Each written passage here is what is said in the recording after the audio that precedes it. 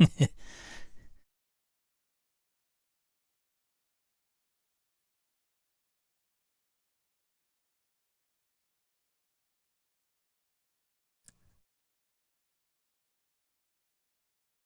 morning, good afternoon, good evening.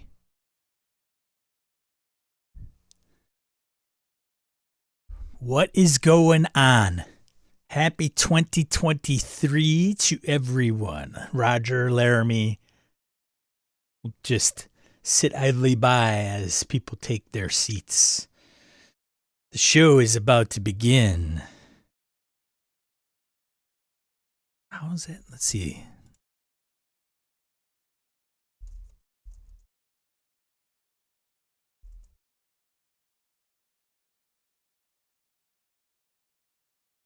Is everybody in?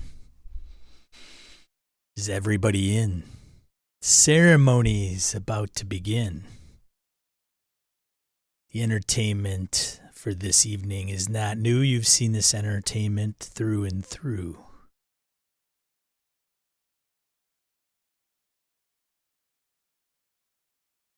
You've seen your birth, your life, your death. You may recall the rest. Did you have a good world when you died? Enough to base a movie on? What's going on? Everybody know where that's from? Can't see you. I've got to clean my specs. My spectacles. not to be confused with the spectacle.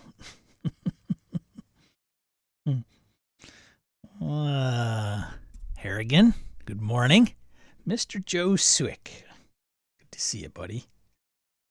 Happy 2023 to all of you. If I have not expressed that, I want to do that publicly here for all to see. Well, as my microphone is like in my nose, because that's where they're most effective. First stream of 2023. And of course, we don't want to change things up too much. Throws people off. People don't like change. Anybody read Who Moved the Cheese? It's a favorite amongst HR and change management professionals. I have never read it.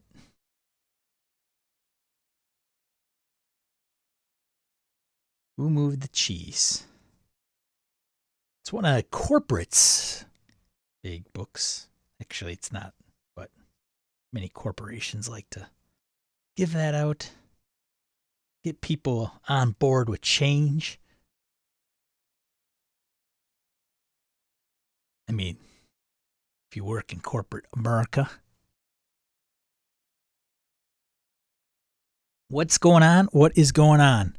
What is the question of entry today? Question of entry? Question for entry? Favorite gaming license. What would be your favorite gaming license? That's the maybe the question of the day.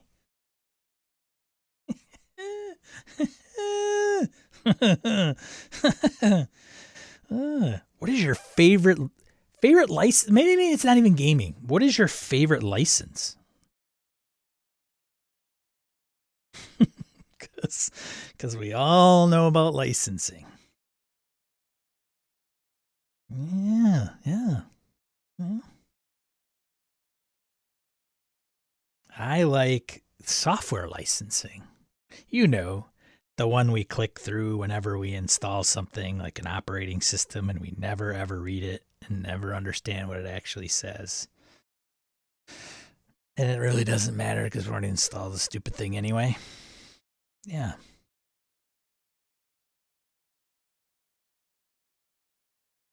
You know, that one.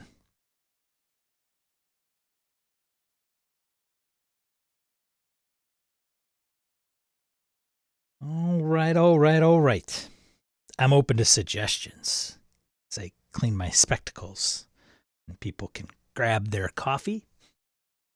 If it's morning, Heck, you can grab your coffee whenever you want. Some people fall asleep when they drink coffee. They've drank so much over their lives or have a different reaction to it than others. Or if you're day drinking or night drinking. I don't want to judge. That's my day job. Thank you for joining me in 2023. Thank you for having joined me over all this time. Without you, this would not happen. I'd be talking to air. It'd be quite boring. Orcus Dorcas. Guten Tag. Guten Morgen. Who's bright-eyed and bushy-tailed, I see. Wayne, good to see ya.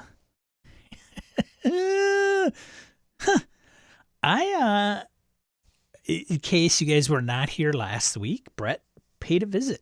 And we did kind of a Gaming and BS reunion episode on a topic that's probably been hashed out over and over. But, you know, what hasn't been talked about in the RPG hobby over and over.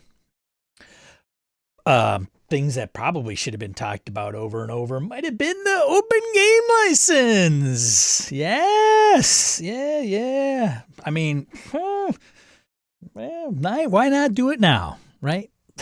No better time than the present. Hey-ho.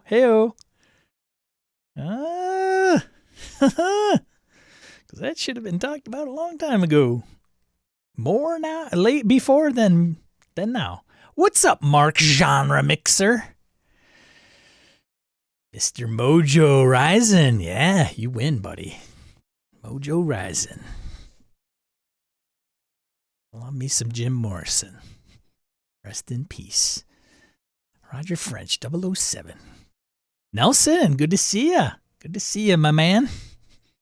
Hello, good morning. Good afternoon, good evening. Lucas, I see you, Lucas from Nebraska.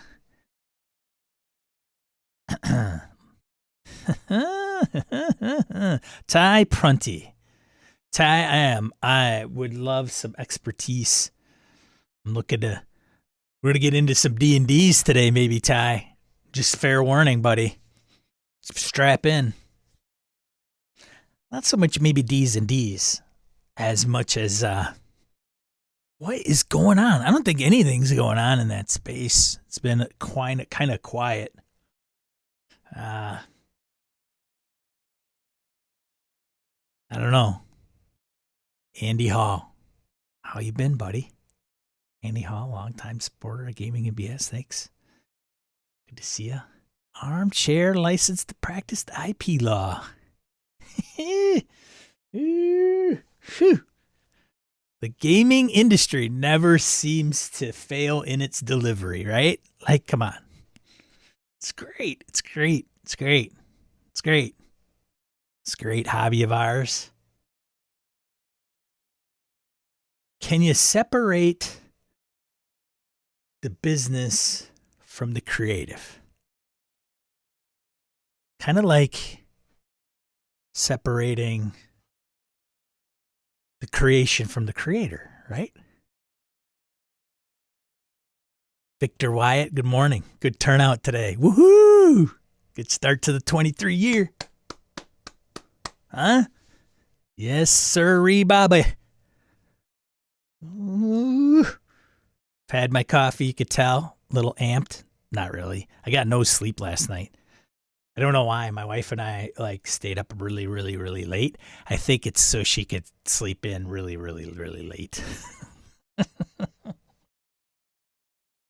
So yeah, I might be a little punch drunk, if you will. Speaking of drunk, Ty. I've been okay. Andy Hall. Been okay. I have very little to complain about. And of course, that would be lots of complaining wouldn't be beneficial, right? But sometimes we have to vent. We have to I think it's sometimes healthy to complain. Sometimes. I mean, you bottle all that stuff up and it can come to a head. So, but nobody likes it like anything. You don't want to do too much of it. Don't want to do too much of it. But no, I think it's all perspective. We get kind of caught inside our own worlds, and then we don't realize how good we actually have it at times. So sometimes we just need to be put into check, have a reality check. Got my health, got my family's health, got, 4 walls and a roof over my head. That's saying a lot more than some people.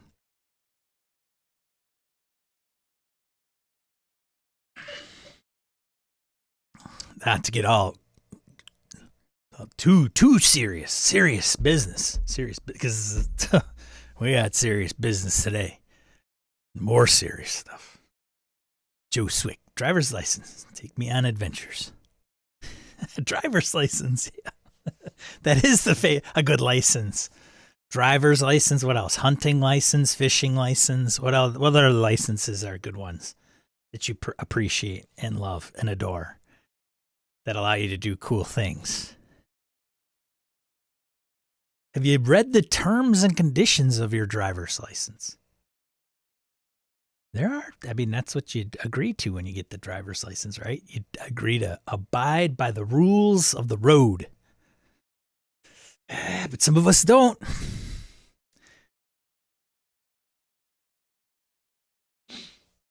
Ty says, I had a dream. I won the lottery and bought D&D from Hasbro and completely revamped the whole system to ICRPG. Oh, what a wonderful dream it was. But why would you have to revamp it to ICRPG, Ty? Doesn't ICRPG actually exist? License to Ill. Hey-o! Kick it! Yeah, man.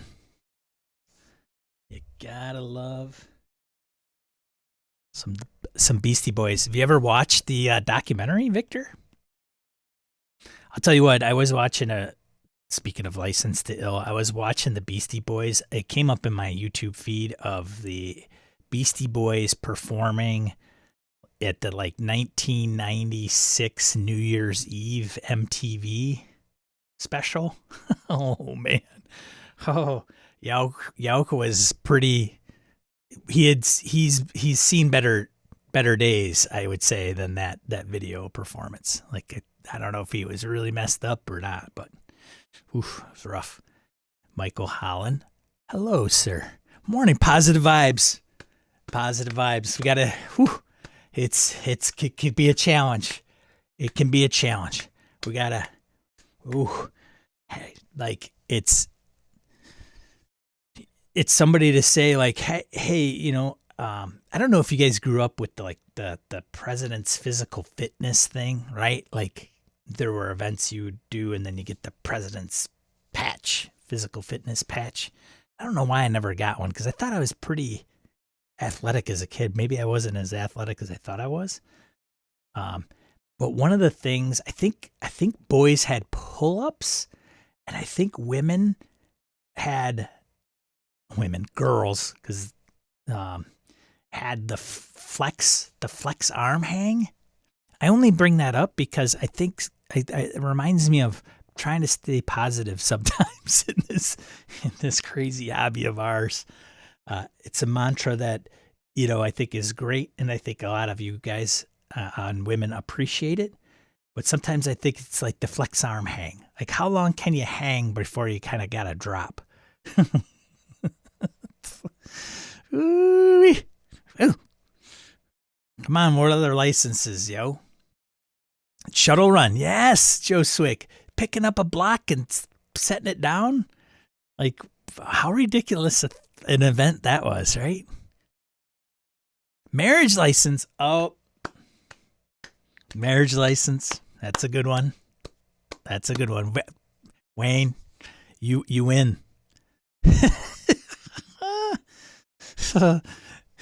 and Joe's retiring his. Yeah, he's like I'm renegotiating his license. Feeling good, Lewis? What is up, buddy?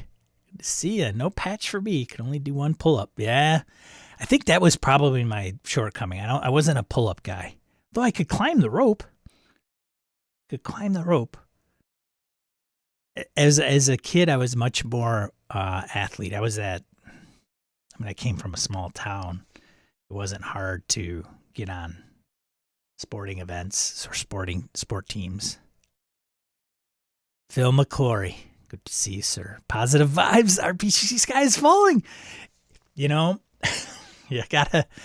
I should have brought an umbrella and just stood here like this. What rises from the ashes will only be stronger. Jason Weitzel, good morning. Holy cow, we got a lot of people today. Man, oh man. Demon Grinder, you better be in there. Gabe Dibbing. Let's just get it out there right now. Hey, let me hold on a second. Let me Against the Dark Master Conan 2D20. Is he there? Is he there? I summon thee. Jameson cold brew. That's what I drink. I drink cold brew. I'm not a big coffee drinker, but Salt Heart. Look at this. I got one of them. Where is he? I know he's out there. He's trying to refrain. He's like Gabe Dibbing. Got a good crowd, man. I think this is a lot of people. Some folks that don't make their presence seen every week. Good to see you all, you guys. I don't know why you're tuning in. It's probably going to be the most boring stream of ever. Like in all of YouTube and Twitch, just the most boring. It's going to be me after I do this dancing around and greeting to everybody. I'm just going to fall asleep. Oh, man. William Thorpe, another one. Look at that. They just keep trickling in. Morning. The question du jour is, what is your favorite license? What is your favorite license? Points for originality and, well, all-out agreement. Harrison, well, look at that. Welcome. I don't see you pop in very often. Thank you so much. Usually watch later, but couldn't sleep. I appreciate it. Thanks for taking the time. Sometimes these on-demand, the streams and you catch them later aren't, I can understand why people wouldn't want to rewatch something that was recorded live. It's kind of like recording a sporting event. Some people do it because they're super fans and they want to make sure they watch the game and everything. So I get it, but I understand why somebody wouldn't. So thank you for doing that. Really appreciate it. And if you like this video, I don't know if you can even like it right now. So if you like it, hit that freaking thumbs up. Heck, if you hate it already, hit the thumbs down. I'm looking at you, Ty. Come on. Yeah, full house, man. No question. If you are new here and you haven't watched this and you're tuning in going, what the hell? And you're about to jump ship. I'm Sean. I used to do a gaming and BS. I used to do the Gaming and BS podcast with my co-host Brett. So Brett and Sean is what the BS stood for. Look out. We did that for 7 years with help from many of the people in the chat. And it is still out there. We never got rid of all the episodes. So there's over 400. I think there's 387 proper episodes. And then there's a few bonus episodes that you can check out, totaling at least 400. And if you go to gamingandbs.com, it's there. And so we retired that in June of this past year. So it hasn't even been, well, it's been over 6 months now, but just over 6 months.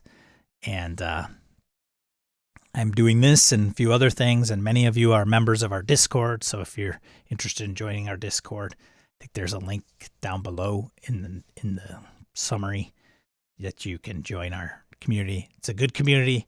I love the community. It's very active. There's a lot of Discords, unless you've got like 10,000 members.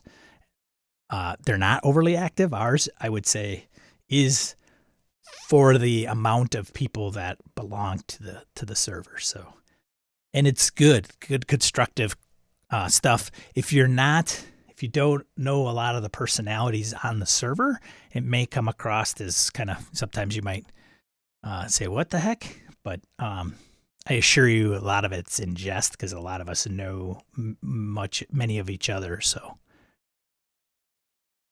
maybe we could distract Sean enough. It won't return. It won't return to the topic. Favorite license. There, back on topic. Joined in late. Nobody mentioned the OGL license. What? The OGL license? Ken Height, wish him all the best in recovery. For those of you that don't know Ken from Ken and Robin, I think that's his claim to fame. I don't know if he's ever done anything else other than be a reputable model citizen of the Chicago area. Got shot. He got shot. Like walking down a sidewalk, somebody shot him in the leg. So he is fine. He posted on Facebook apparently, and it's public. You can read it. Crazy. Yeah, that's it. Holy cow. Anyways, so yes, that is, if you didn't hear that news, it's been floating around. So we wish Ken Height all the best in his recovery for sure, because that's some scary shit. For sure. I hope he recovers. Sometimes the physical part is the easiest part. So, that's tough. Some of the mental pieces of that can be quite overwhelming. So, and it can kind of bubble up to the surface at any time. So hopefully he'll be able to recoup all around, body and mind. So what else here? I thought the BS is a content warning, Wayne. It was. It's lots of things, Wayne. It's whatever you want it to be. I got jokes. I'll be here all weekend, ladies and gentlemen. Tip your wait staff. They work hard. Mitch Hedberg. Rest in peace, Mitch Hedberg. I wish if I could be a comedian, I'd want to be like Mitch Hedberg. That guy was... Whenever I get down, I think I'm going to turn on Mitch Hedberg. He's just gone too soon. I used to love RPGs. I still do, too.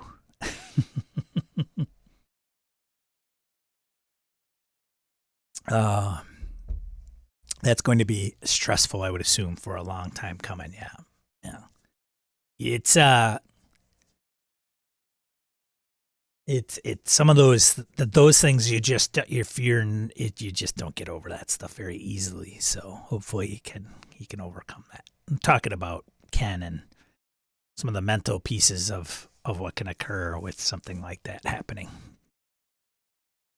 Late show, 20 minutes behind. BK Dan, watching at 1.25 times. Oh, I must have the DVR enabled. Usually I have that disabled, but I should probably just keep it enabled for people that join late. They can just catch up. But you haven't missed anything, BK Dan. So I should have probably stopped you like, hey, you don't have to rewind. If you just joined, you don't have to rewind. You haven't missed anything. The only thing that's being posed, the only question being posed this fine morning, afternoon, evening is, what is your favorite license? What is your favorite license?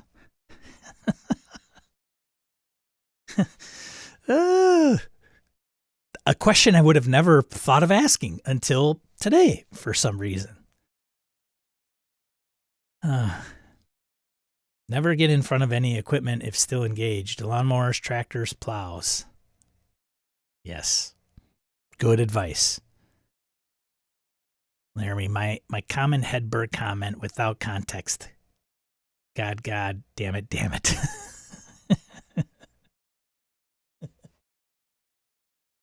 Oh, man. What are we going to talk about today? Weather? Should we talk about the weather? How about them Brewers? Oh, man. Sean, where is your version of the crazy insanity that is the tabletop RPG topic du jour? And rather than write out scripts and record it 50 times because I could never get it right, and then finally editing down and releasing it for everyone to consume. I do this. How not to YouTube. Lucas says it's cold here, but warming up. Focus, Lucas. Favorite license. The weather was sheer sarcasm, Lucas. Sean, we could talk about the World Junior Championships. The World Junior Championships of what? He asks. Ty's got rain her. For sure. It's Ermergerd. It's raining her.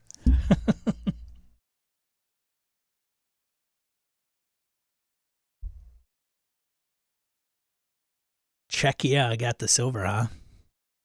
Phil.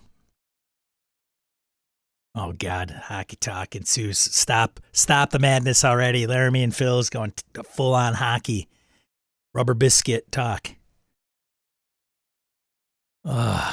Lucas says it's a tie between my CDL and CPI. What's CPI? I know it's CDL. CDL is what? Commercial driver's license. So he got a couple votes for driver's license. I think Wayne's got it, though. Wayne with the marriage license.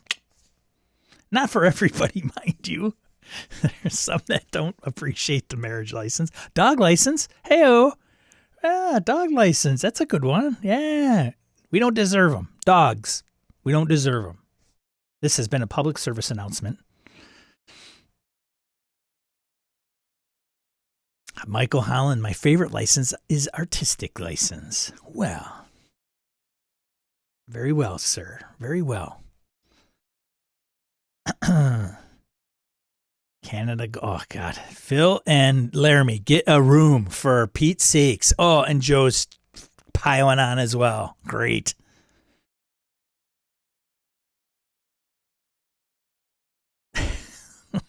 God, what have I done? What have I done? I mentioned the H word. Oh, boy. All right, let's do this, shall we? Where do we want to start? Where do we want to start now? I'm hoping to get through these 2 hours with uninterrupted, uninterrupted, but I don't know if that's possible. If you are new to this stream, I have dogs, obligations. What am I doing here? I'm streaming myself. I don't want that. I'm glad I'm not capturing it. Oh, I gave you license to talk about hockey. Hey-os. Pilates license? Is there a Pilates license? License to ill. Nubis?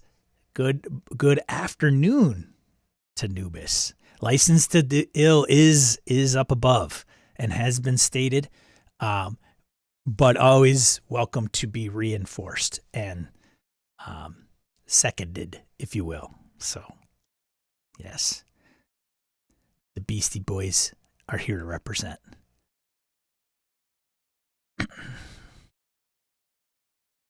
How 24 check with Phil? Oh, God. All right, let's do this. I was like, where is this? Where do we start? Where do we start the first stream of 2023 and what is going on in the RPG hobby? So what is the second biggest topic in the RPG hobby being talked about right now? Should we start there?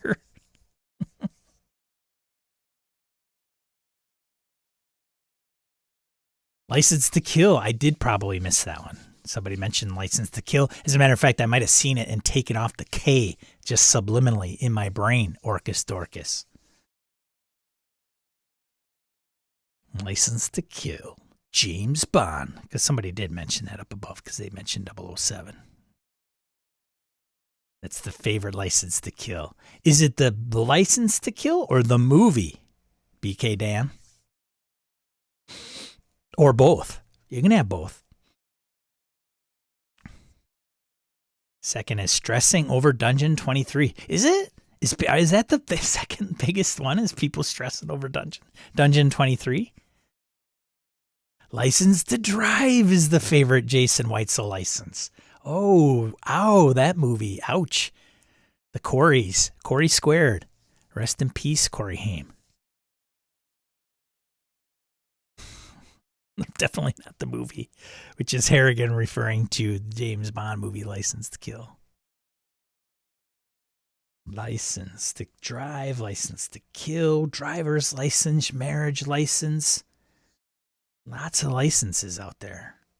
Artistic license, some good ones today. The second most hated is the GSL nowadays. Dungeon 23 gets the creative juices flowing. Yeah. So for those of you that may not be in the know, if you will, Dungeon 23 is happening now. Today is the 7th of January. Dungeon 23 is a challenge where you do a room, a location, whatever it is that you're attempting to draw or come up with creatively that's related to the RPG space. It started out with the intention of a mega dungeon, so you draw a room a day for 365 days of the year. But there's no rules. Nobody says you can't do, a location a day if you're going to do just a map and general locations. Or, it could be, you could probably do a monster a day if you wanted, right? Come up with your own monster. The trick in the challenge is to see if you could go all the way, go the distance. It is not an easy, we're on completed day 6 yesterday. And, just sitting down okay, draw a square room. How much description do you come up with? Do you have to come up with a description? There's no rules. And so some people are using, certain aids to help them out. Got the Tome of Adventure design behind me. So, it's never, and I should say, it's not too late to start. And if you miss a day, a week, or a month, that's okay. It's okay. Hey, it's okay. Nobody is going to punch you in the face. Yeah. So don't get discouraged if you miss a week or a day. Get back to it, and no worries. We got a great Discord area. I just implemented forums because we started in one channel and then we went to threads, and I don't know how manageable threads are over time. So I just created a forum literally this morning. So we're not too far into it, and I think the forums will be more conducive long term. So there you go. Although I don't know if there's much difference between threads and forums in how they're displayed or consumed, but no rules, man. Hey, there's no license, man, for Dungeon 23, man. Just do your own thing, man. It's all good, man. I need some more people from California, because that's how all people in California are, right? Hey-o, shots fired. Come on, loosen up. Love people from California. Let's talk about who awesome, come on, Ty, how awesome it would be with the result of dropping D&D system for ICRPG. I'm not sure I understand that, Ty. Laramie, first break the rules, then break the rulers. Phil says, just finished today's D23 room. Feeling good about the project. A lot of cool projects on display in the BS Discord. Yeah. Oh, Laramie, you're just getting finished with work, right, Laramie? No, I'm on my way. Don't answer that question for fear that I might have to testify. All right. I could sit here and interact with you guys all day, but there's business. There's business to tend to. So one of the things, I don't know if we'll get to all this stuff I don't know if we'll get to print news. I don't know if we'll get to crowdfunding. I don't know if that's good or bad. Some of you might just tune in just for that to understand what's going on and what's being released and things of that nature. And so if we don't get to that, I will humbly apologize to you right now. I'm sorry. But there's bigger things. There's bigger things in the world right now. Okay? There is. More important. Very, very important. And I was talking to a friend of mine.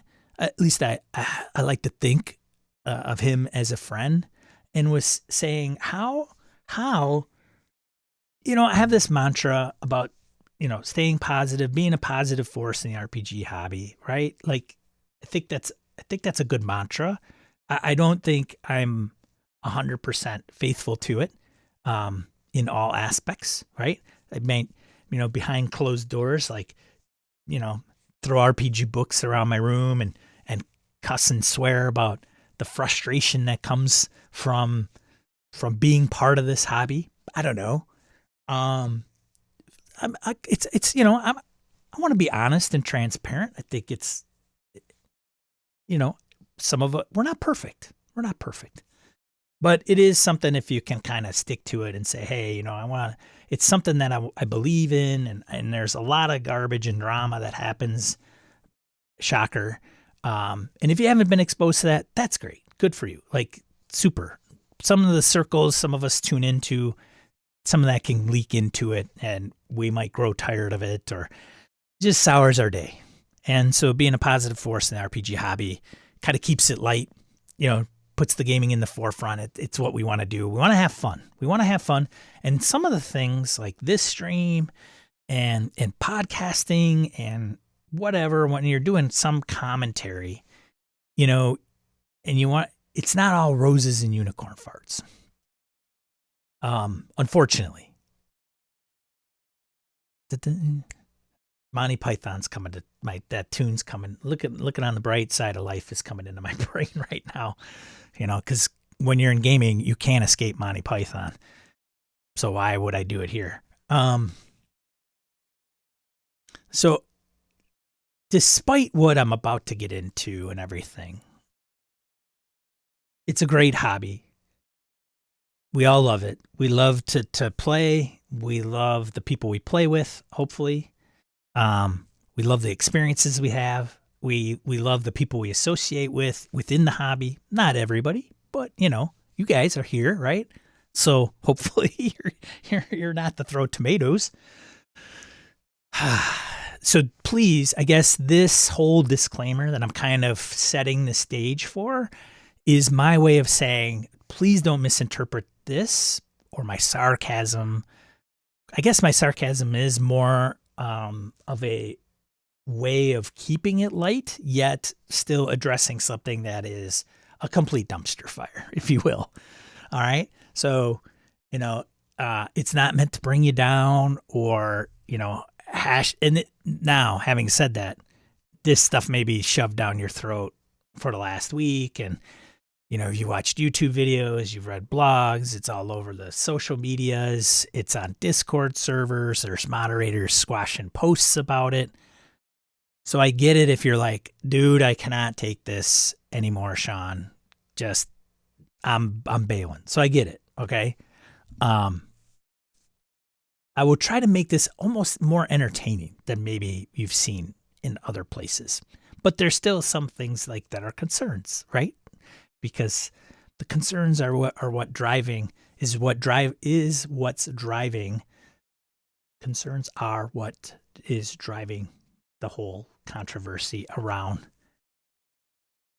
the open game license. There, I said it. The open game license. Cat is now out of the bag for this stream.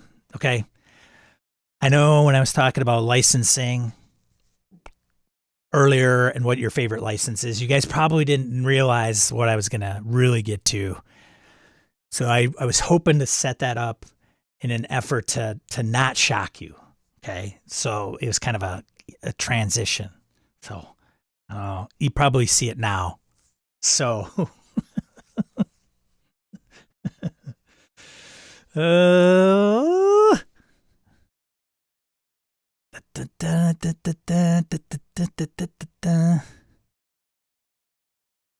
Okay, who let Runehammer take over Ty's account? Okay, so we're gonna talk about it a little bit.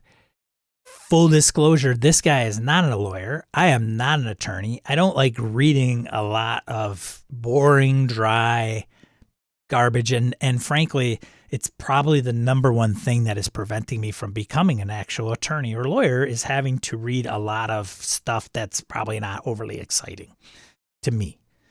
Hey, hashtag me. Like, you like that stuff, you do it for a living. Hey, great. Good for you. Like, I have some good friends that are lawyers and attorneys. I think some of us probably need to know one or two good ones. So we'll see. We love the hobby until a fellow in your group bullies you into playing games you're not so sure about. For example, Shadows.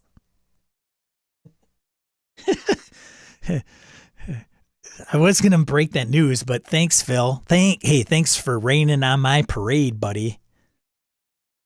Yeah, Sean, originally found you on Gaming with BS. Thanks, BK. All right. Yeah. All right.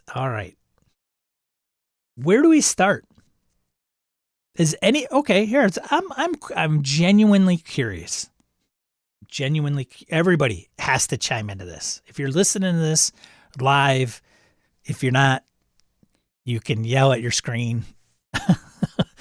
Have you read the open game license? Has anybody actually read it? I don't care if you read it, 19 years ago, because the damn thing's like 20 years old. Have you read it in any book? Because it can change from so for example, if you pick up Old School Essentials, they have the open game license in the back, and then there's the base OGL, and then they add whatever they find as work IP of theirs, things of that nature. So who has read a open game license, the open game license, whether it's just the briefness of what it is, or if it's been, have you read this thing? Long time ago, thought it actually mattered. Oh, Victor. Wayne says, yes, I have read it and used it, and I would wonder why. Wayne, you outed yourself, buddy. I want to know why you used it. Creator. Now I could pick up Creator's brain, right? Why? Because I wouldn't have said anything, and I hadn't actually known. I know Wayne had put out some products, but I didn't know you used the OGL. So I'm interested to know why you used it. OSE required it. Did it? Does it require you to use so the OSE said, because you're publishing something using this particular rule set, you have to abide by it. It's like an inheritance thing, right?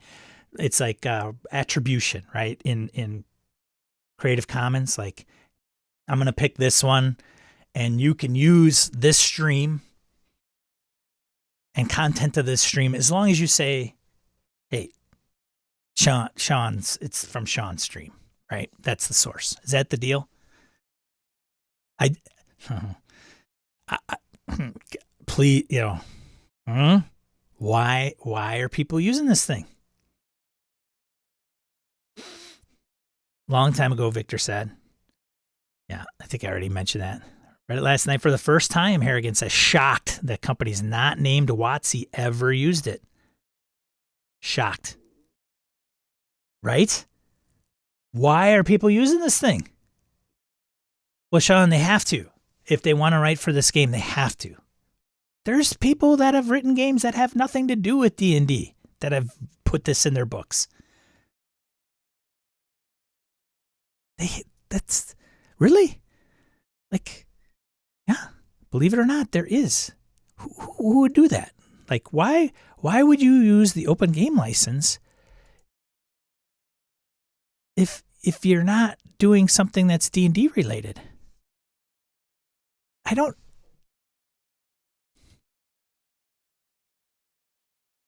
This is odd to me.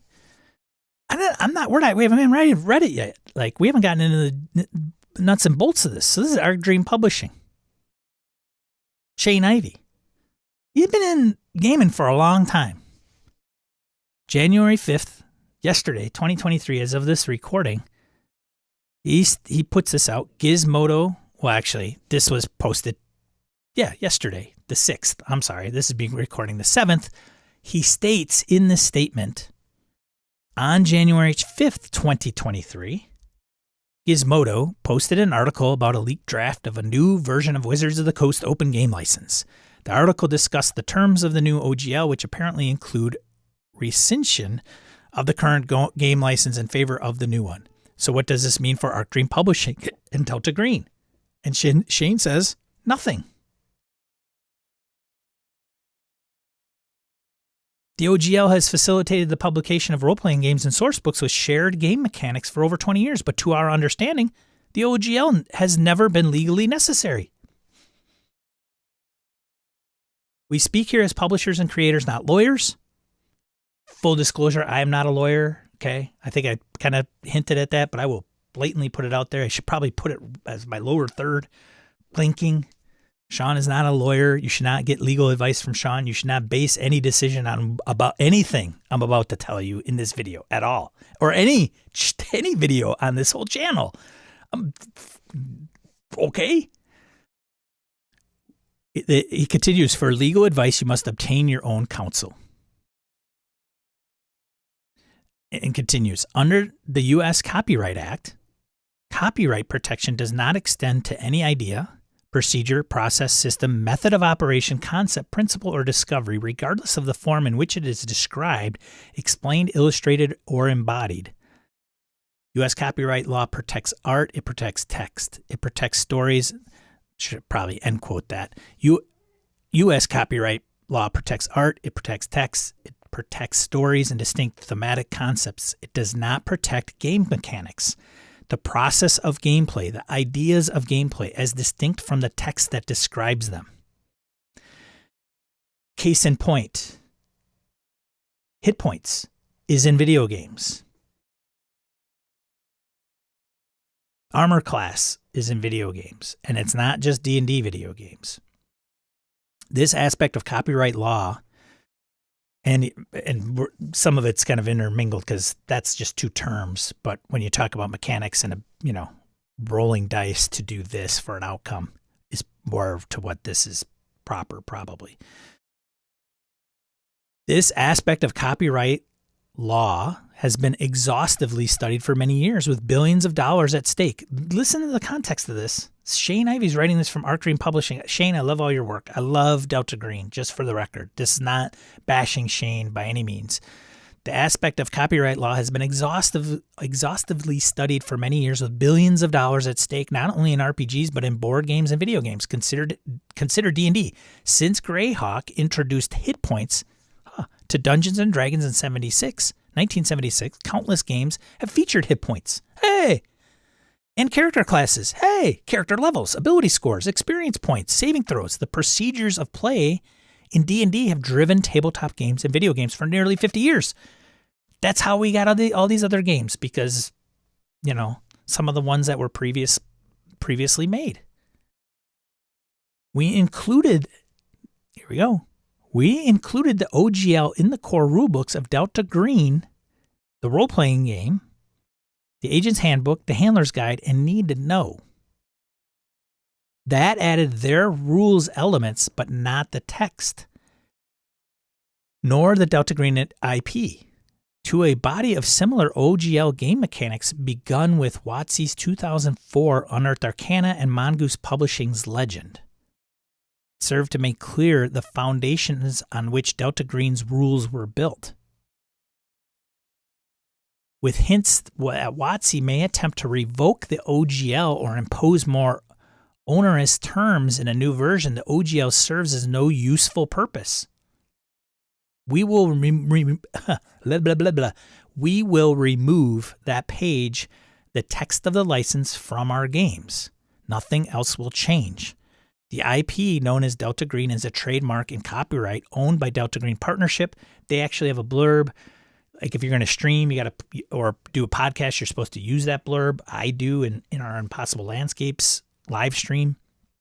The OGL never covered nor facilitated the Delta Green IP, the characters, stories, and other works of Delta Green that have inspired terror around the table for generations.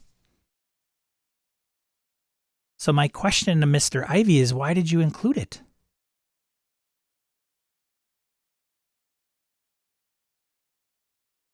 We've in the spirit?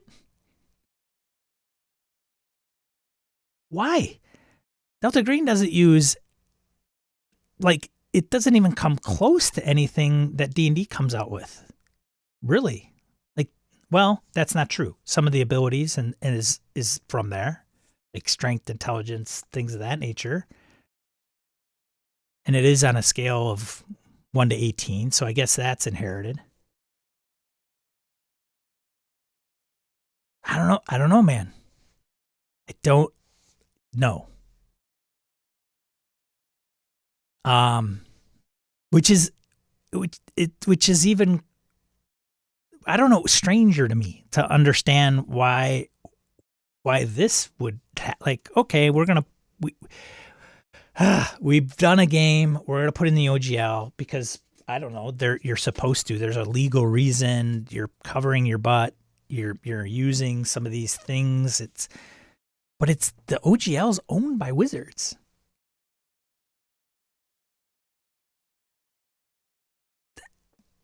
Now, I think maybe I could be like many people might, I could stand on this platform and talk out of my butt.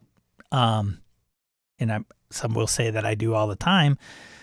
But is it maybe in an effort to say we're going to use this for our own, right? We're going to use these details so that people can create third-party stuff for our own, and we can list our own IP as part of this, thing. Like, hey, here's the OGL, and oh, by the way, this is Delta Green, and so these things within Delta Green itself, and some of these intellectual property components we can list as everything in our book is good for you except for these things that are ours, that are our work and copyrighted by us. That work is copyrighted by us. Augie, go away. Oh, gotta get this guy. I gave him treats earlier to hope to tie him over.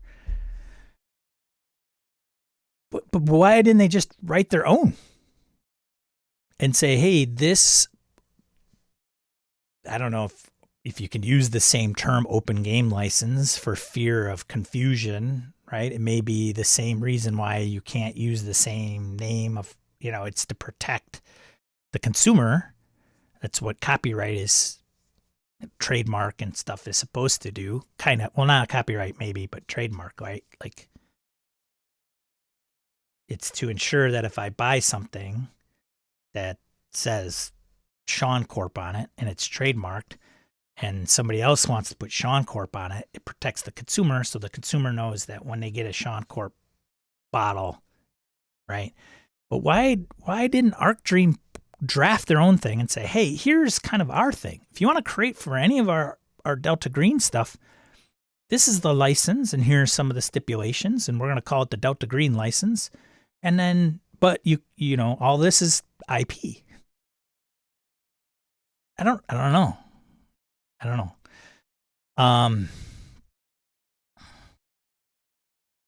I got to catch up here. You guys went bonkers. Nelson, I haven't read it. No plans to. Okay. Michael, I had to for my freelance work. All right. Orcus Dorcas read it, not with fine-tooth comb, mind you. Okay. Laramie, wow. In wide format, it looks even shorter. Yeah, it does. So Wayne says, OSC required to publish my OSC zine. Okay. Nope. Nubis says, no idea why the OGL is even needed, to be honest. Just change a few copyrighted words and you're fine. Shrug, yeah. What is it, a dare to read it? I dare you, Ty. I'll feed this guy quick.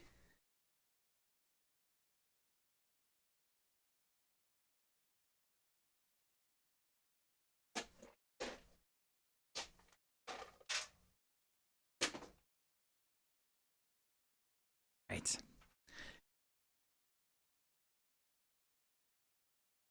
So, yeah. Yeah, so Wayne says, yes, necrotic gnome policy. At least it was. Jason, I've used it for one product, a character class for BX. I tacked it on at the end for street cred more than anything. Okay. Arrogant says, I read it after Arc Dream's announcement. Flabbergasted it was used outside WotC with just changing the language. Without changing the language. Heiko says, for me, it was the company I was working for. Having read it helped to make sure I wasn't breaking the rules, and which made it easier on the editor who also had to check that. Victor says, it's used mostly because they are not lawyers and don't know better. Lawyers are expensive. Orcus, I think it has become a knee-jerk boilerplate, to be honest, for some time. For sure. Obviously. Now, if you're doing stuff for like DM's Guild, you're doing something specific for 5th edition, whatever that is. Yeah, okay. Yes, of course. Right? Maybe you're a third-party publisher. Maybe you're writing with a third-party publisher, like some of the folks that are in the chat, right? That have said, hey, I've written for, Necrotic Gnome, and that's the deal. Okay.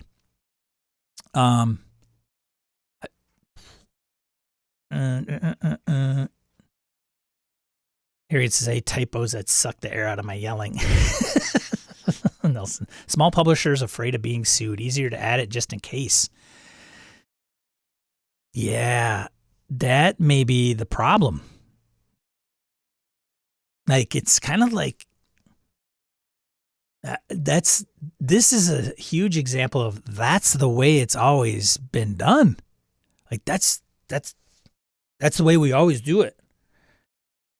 Come and bite you right in the frickin' ass.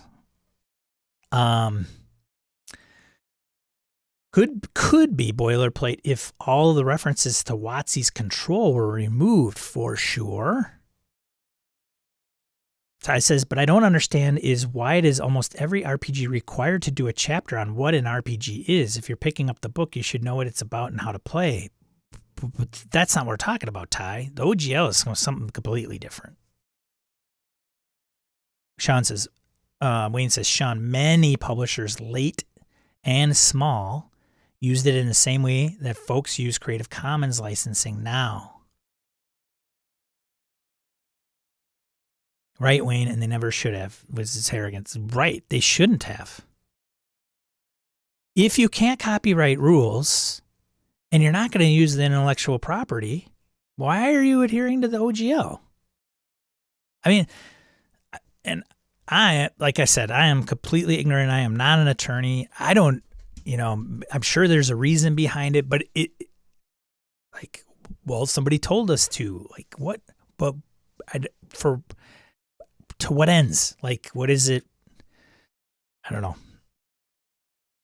It's to cover the butts because we didn't want to get sued for using wizard stuff. So it's kind of like this weird imaginary hammer. So we're not sure if the 500-pound gorilla wielding the 500-pound hammer can smack us over the head or not. But we know if we use the OGL in our product that it will lessen the risk and chances of that happening. Is that what I'm gathering, maybe? This is all just discussion, okay? Just somebody gets on here and like goes bonkers. It's just a discussion, okay?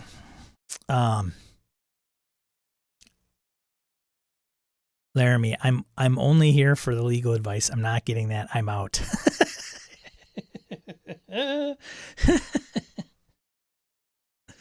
Laramie, man, you're funny, dude. If you are leaving Laramie, have a great day, dude. I appreciate you stopping by. Most of the times he's got a boogie because he's got stuff going on. Ty right behind you. Ty, yeah, I hear you. Okay. Orcus Dorcas. Yep, it's almost just because an unconscious damn it, you guys talk too much and now I got this chat jumping around. It's almost just become an unconscious copy and paste. Let's put this in just because we aren't sure, so why not? Yes, I read the OGL, BK Dan says, both from 2000 and 2014. Did it change in 2014? Victor says the only game mechanic I know that is protected is Magic the Gathering's tapping, and that's protected by trademark, which is crazy to me, but whatever. So the mechanic is not. It's not. It's the term, I think, tapping, right? It's a weird because you can turn your cards like you can. They call it something else like use it or. What is it? Shoot. Come on, CCGers. What is it when you use your card as a resource? In Magic, I don't even know that's the correct analogy or thing, right? Tapping. But so I would say, Victor, that trademarking it, I suppose, yeah, it is a trademark. Tapping is trademarked. Yes. Okay. But the mechanic, I don't think it's trademarked. I think the term tapping is, right? Laramie, speaking of tapping, this night shifter is tapping out. Yeah, all right. See you, buddy. BK says, I used the OGL from 2000 and the one from 2014 to create stuff for D&D. Totally get it. Totally get it. If you're in the WotC ecosphere, yeah, I would imagine it's kind of the deal. I understand that. Some might even question it. Like maybe you didn't have to, but I understand why people in the D&D ecosystem would want to put that in there. I don't know if they needed to necessarily, but I understand it. The rationale, okay.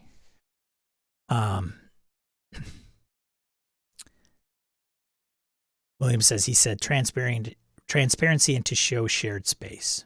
And Arrogant says, and if they were worried about abilities and hit points, they would simply reference the 1.0A OGL, not include it in their own game.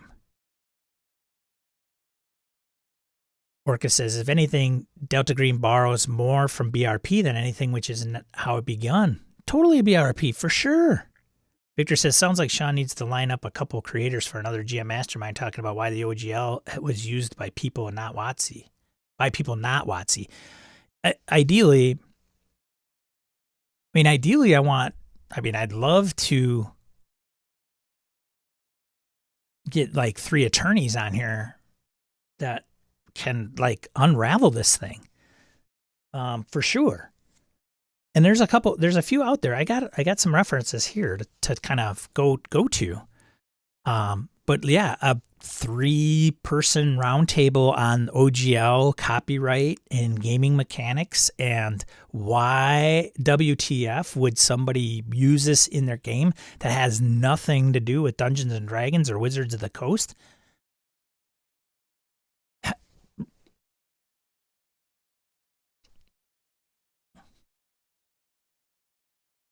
Well, because we had to. Somebody told me to. If I wanted to get published, that was the deal. So what's the effects of this? So not a big deal. No, if there's no side effects. But Wizards owns the OGL. It isn't owned by a foundation, even though I'm really curious as to like this thing that is at opengamingfoundation.org, like where this came from, who oversees it, what governing body and members of the board and all that other good stuff is. I don't even know if it's just somebody who got that domain and threw it up there. I have no idea.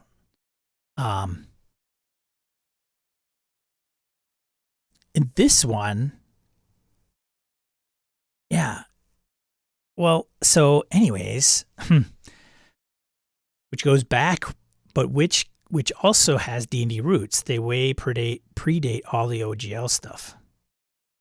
Yeah, even some of the games, like if you go, like, sure, okay, so yeah, Harrigan's point, say you go to a game, I don't know, Phaser Rip TSR or whatever, like Marvel, maybe it's not even that. Say get it out of the TSR Wizards space. If you did Call of Cthulhu 2nd edition and you went to 3rd and 4th and 5th, why at some point would you go, oh, I'm going to put the OGL in there?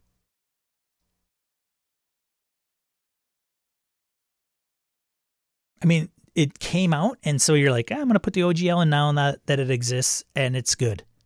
Like, totally makes sense. I don't know. Maybe there is a good explanation, and I just don't understand that. Or it hasn't been conveyed, or, like, obviously. Young One VC, good to see you, buddy. Good to see you. Tuned into a good one. Full house today. Hope you got a seat next to the stage. Michael says, I believe OGL also functioned as a buzzword. A positive quality publishers could include to encourage customers to buy their product. That's in addition to any legal considerations. So I would say, sure, I'm Michael, I think you're onto something there. I think when people were like, hey, this is D20. Remember back in the day, the SRD for D20 and some of that stuff, you weren't allowed to say compatible with D&D. It was D20, right? Like the D20 license, that's another thing, I think. Wow, we haven't even touched, Anyways, so many questions. Nelson says, I heard the other day that Gygax created Dangerous Dimensions after leaving TSR and was sued because it was too close to D&D. You never know what WotC will try to go after. Now, yes. And hey-o, bringing it back.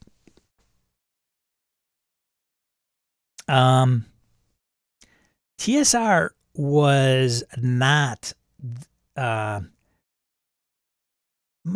as time goes by, sometimes I think TSR's like, there are details that people forget about TSR. Like, they used to sue the crap out of companies too. Even in Ben Milton's Questing Beast video, where he talks about playing by the rules, not playing by the rules, or being like a framework, he quotes Gygax. And the quotes that he uses contradicts the other. So earlier in Gygax's career, he said, hey, you're supposed to use this as a framework and make it your own. And, it's just use the rules as you want, put aside the ones that you don't. That's kind of the deal. And if you play every game that you play should be different because it's different group playing it and implementing their own rules and style and blah, blah, blah. And then fast forward when D&D is like probably making millions of dollars and it's in a corporation. And he says, like, if you're not playing by the rules, you're not playing D&D. Insert cricket noise.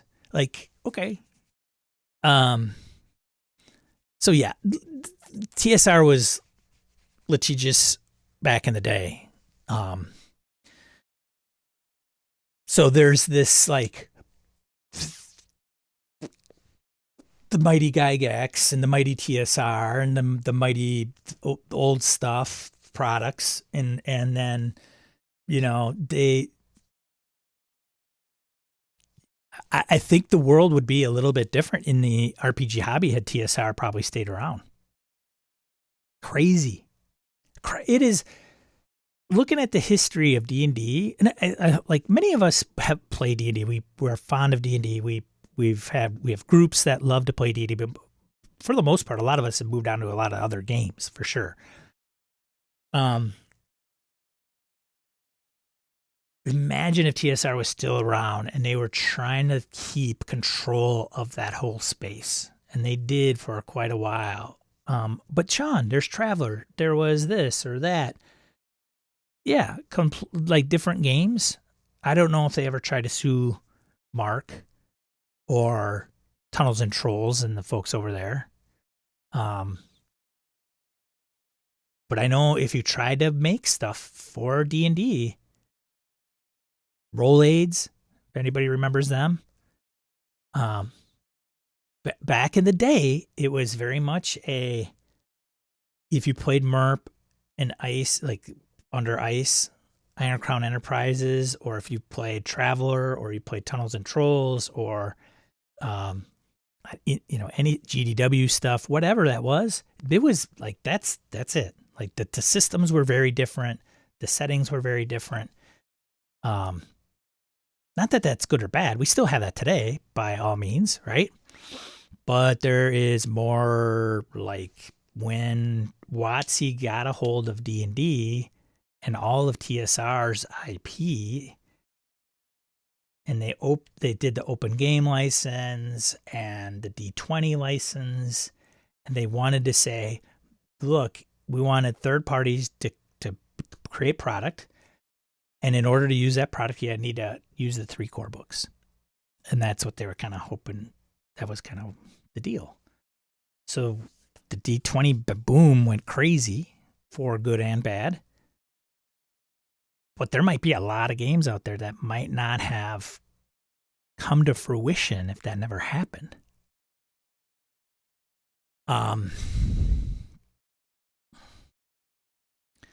Victor says, I meant patent in my statement above about Magic the Gathering tapping. Patented. Yes, the tapping. Interesting. Wayne says, right, Harrigan and Shaw, many publishers used OGL much in the same way that folks nowadays use a Creative Commons license. It was considered best practice. Ooh, best practice. What? Yeah, maybe. There you go, Wayne. It's just become best practice, covering your ass, so to speak, even if you really don't need it. Wayne says, I have to say, most small publishers have had not gotten as much free IP advice as now exists for free post OGL dumpster fire. It's a weird imaginary hammer. Yes. Right, Jason? Like, and this is the thing. If Wizards, with this new kind of the thing that they're trying to pull off for 1D&D in the future, and they want to monetize it because it's under monetized. They don't want to monetize it. It's already monetized, but it's under monetized, and they want to get more bang for their buck, the company. And they're like, this OGL 1.0, we want tighter control over that. It's not as tight as we want. In this new one, there's proposals of, hey, if you make $750,000 gross, by the way, not net, gross, we want 25% of royalties. You know, people are freaking out. There's a thing that I saw where it's like, okay, say you have a Kickstarter and you make $750,000 off the Kickstarter, then you have to pay Kickstarter fees, and then you have to pay, your artists, your authors, designers, developers, like your staff and all that. You're dealing with like less than $750,000. Like 25% of that's gone to Wizards. That's like a lot in that scope, right? I mean, okay, so let's face this. I don't even know if it got this crazy during the 4th edition days. I know it was really out there and people were wondering, but I don't know if it got the amount of buzz. And maybe it's because of the leak that was the 1.1 version that's got everybody but a hubbub. And now let's keep in mind, that is not released yet. It's not out, right? So we are running around with our heads on fire in hopes that it's not going to become an actual thing.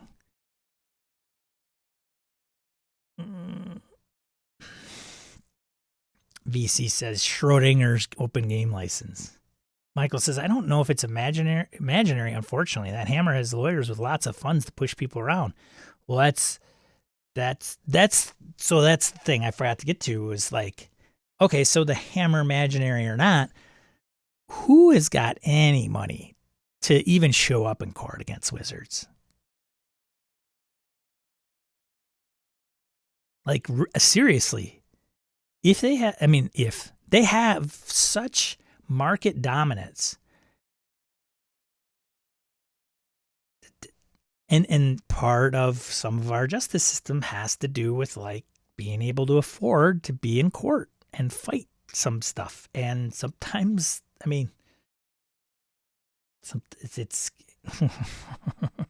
if you're a single publisher like Sean Publishing Incorporated, working out of his basement, and Wizard sends you a cease and desist, and you go, screw you, and then they send lawyers after you. That's what's mind-boggling about the whole TSR thing, the new TSR thing. Like, I am just shocked at like what is going on with that thing, and who is footing the bill, and how are people affording it. And I think Wizards is kind of tiptoed around that pretty delicately in a hammer-wise. Like they have a legal department that's funded by a publicly traded company. Like, it's amazing that that hasn't been completely squashed yet, but it probably hasn't just because of the time it takes the courts to deal with all of it. I don't know. Wayne says, if you've not published before, it's easy to sound like you're saying they are idiots for using OGL. That's crazy. Folks have gotten cease and desist orders from WotC's past and Games Workshops. Yeah. But would they sue you they could sue you anyway. I think, right? Like, is that prohibiting them from doing it? Maybe. That's the thing, right? That's the illusion. Arian says, but all you have to do with the one-page OGL is read it to know what it is and why a few words need to be changed if you're using it for your own work. I understand what happened, but remain shocked that it did. Yeah, I think that's it. Like, it's not. Look, no, you're not an idiot for using it. I just, and maybe that's what it came down to. Look, Sean, here's the deal. If we didn't, the 500-pound gorilla is going to hit us over the head with the hammer. What else are we supposed to do?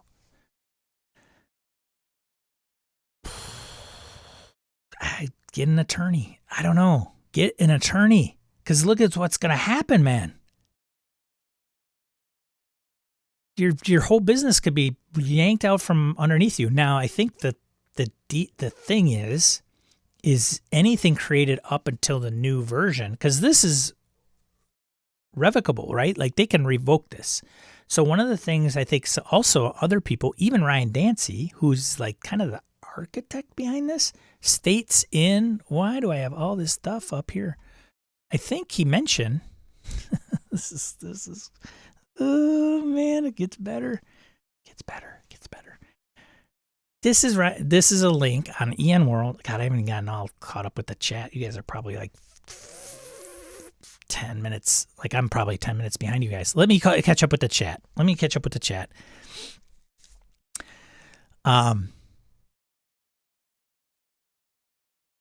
Michael says, I think it happened because everyone believed it was irrevocable. Yes. And there was no cost to using it, only benefit. Now we, and probably some folks back then, know better. Yes. Well, obviously. William says games have called it bowing or exhaust. Oh, interesting. Roger says, correct. Other games are kneeling, bowing, etc. to mean the same thing. I got it. Exhaust?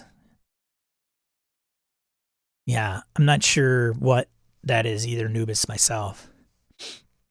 Wayne says, so of all of that fear of lawsuits, etc., was in the gamer zeitgeist around publishing. OGL was the common solution. Yep. I'm talking specifically about non-WotC D&D stuff.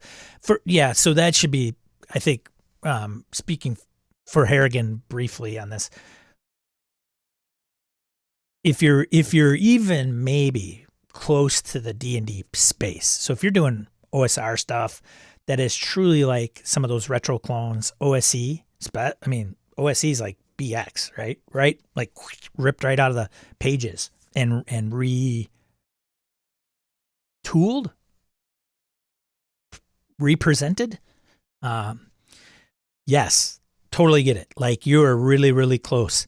But things like Call of Cthulhu 7th edition does not have the OGL in it, as far as I could tell. The Savage Worlds. Like I want to go through all my books and go, who has it in there? And I think specifically finishing my thought regarding Harrigan and what he's saying is, but what about the things that aren't even close to D&D? They don't use strength, intelligence, wisdom, dex, blah, blah, blah. They don't use hit points. They don't use armor class. They're not fantasy based, even in the setting space. You know, they might even use different dice. Like who knows? Fudge, fate, I don't know. Like, do they use that stuff?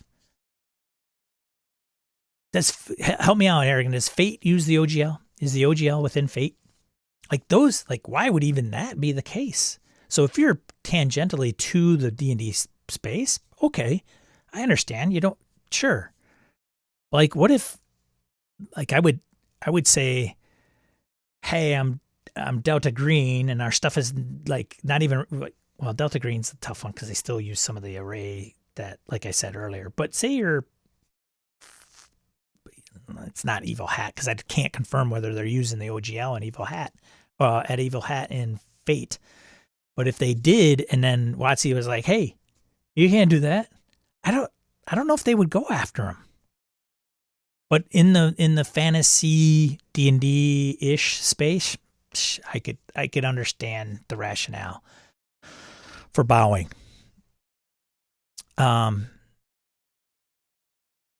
Young One says, reach out to David Fitzgerald and Sean Owens from Wood, Heron, and Evans. They are gaming lawyers who love to talk. Okay, good to know. I might hit you up for that VC. Oh, man, I'm way behind. They are at Gen Con pretty regularly. Okay, cool. Yeah, there's plenty of good legal folks in the space. I'm interested to talk to people like specific, like, gaming IP attorneys would be great. Like I love my buddy Alex, and I know he would speak intelligently to the topic, but it is not his forte of law necessarily. It isn't what he practices every day. Wayne says it may seem obvious, but there weren't a lot of folks, especially in the publishing world, out there talking about how dumb it was for them to use the OGL for the past 20 years. Nowadays, sure. Crystal! Good to see you. Happy New Year 2023. Sorry I didn't make it to New Year's Eve. VC lurks. Cool, man. That's good. I'm glad. Glad to know that. Michael says TSR was uber litigious. They sued everyone. Yes. Lest we forget.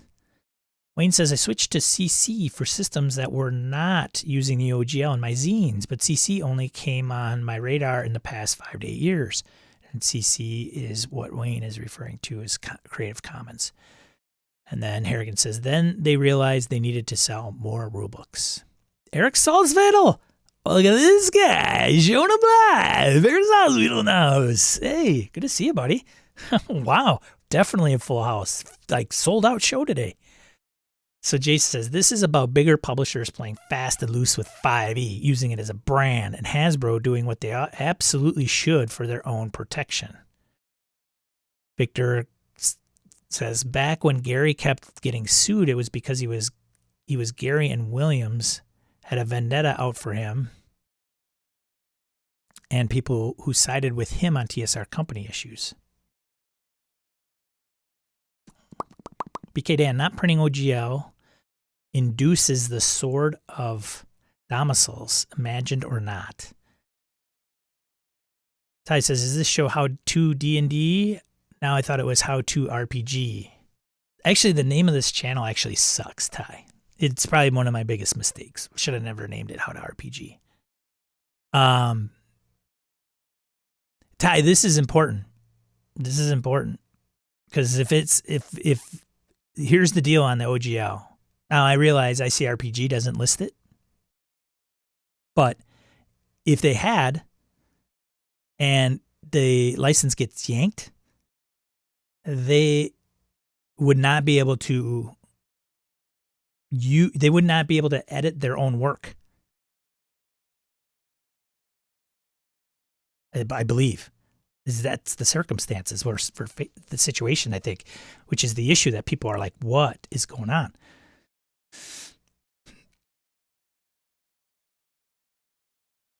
Because the new one would take precedence, I believe. It would replace it. So they would have to re-release their work without adhering to it or something along those lines, or change it. I don't know. That's some of the questions I'm not sure of. Many of those lawsuits Gary faced also got thrown out by presiding judges, Victor said. But they still had, I mean, sure, but what a pain in the ass. And you still got to show up, right? Don't you? You can't just not show up. I think a lot of times if you just don't show up, you're like, it's like forfeiting, right? I don't know. I'm such a non-lawyer. Orcus Dorcas says Paizo possibly, but no one else unless it's joint venture. Crystal, didn't Paizo already have a lawyer send them a strongly worded letter, or is that not confirmed yet either? Don't know. I don't know. Are you saying recently? Like, hey?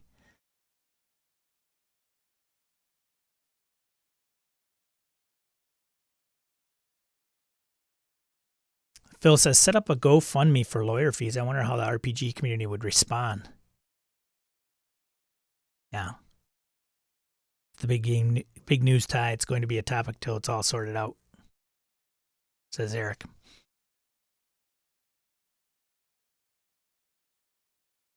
I think I'm gonna address Ty quick. Yes, you love ICRPG. Yes, you are not a fan of Wizards of the Coast or D&D. I get it. We get it. But and frankly, I'm not playing 5e right now. And there's like, if I ask Brett, he probably would give two shits. I got my books, I got my game group, I'm gonna play. And some of us have that mentality. Like, yep, it's not a problem. But a lot of us play games that have this OGL as a component of it. And if this new OGL supersedes it, it can affect the whole landscape of RPGs as a whole. And though that may not include ICRPG or some of the games that you appreciate, but it does affect a lot of some of the ones we might. So asking for a little sensitivity here. Otherwise, like I said at the beginning, this may be the most boring, and some people may not like this stream at all today because the topic du jour. Totally get it. Not a big deal. So, if you bounce, that I totally get it. Totally understand. It's not your jam. You don't want to hear about it. Totally get it. That's what you should do that. I don't want to stress people out because they're like watching, no love loss. It's all good. It's all good. And frankly, I think some people showed up today just because of this, honestly. I know a couple people that probably wanted to weigh in and have a conversation around with people in the chat, and me bringing some things up that I looked into about it to kind of, we don't know anything other than what's kind of floating around out there. And we're all armchair quarterbacks until we're not. I mentioned that on the Discord.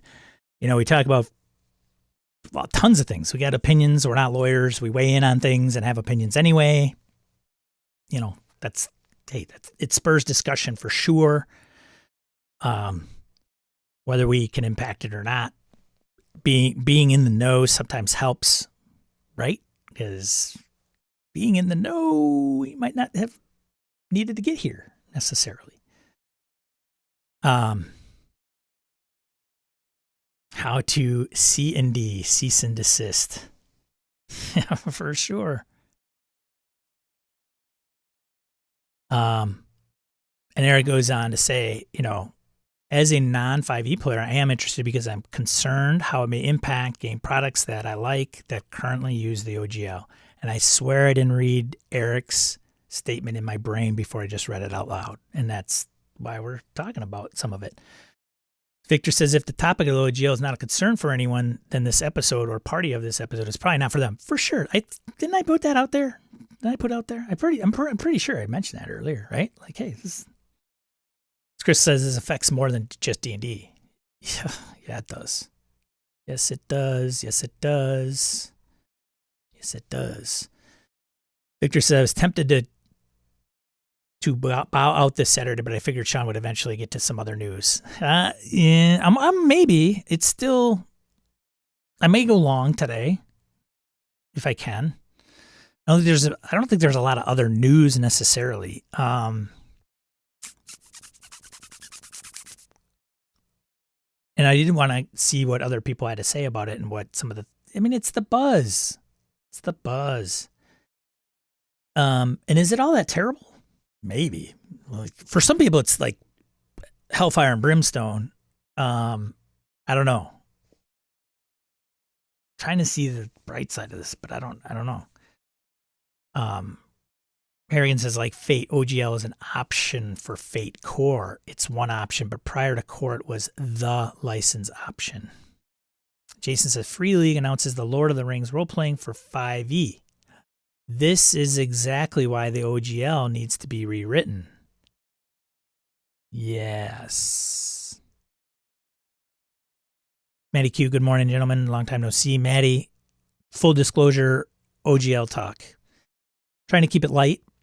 I got some things. Chat's been bouncing, so I haven't gotten to a lot of the details. But, if you don't want to hear OGL stuff, catch me on the next one, that's for sure.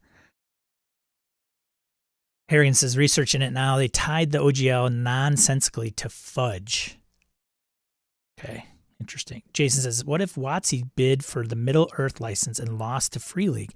Then Free League turns around and uses the 5e system. That's some bullshit.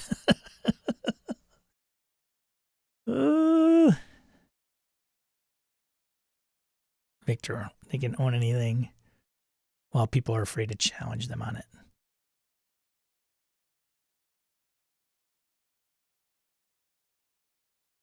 Hey, Ty, there might be some D&D fans in the chat, just saying. If you don't like it, that's cool, but you gotta chill, dude. You gotta chill.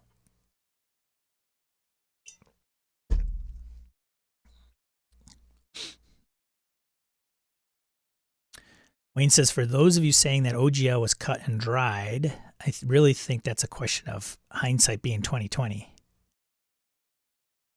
Yeah. Arrogant Dungeon World, with its direct ties, roots, no OGL. I'm searching my shelves and finding much OGL outside of Fate as an option and Arc Dream. Yeah. See you later, Wayne.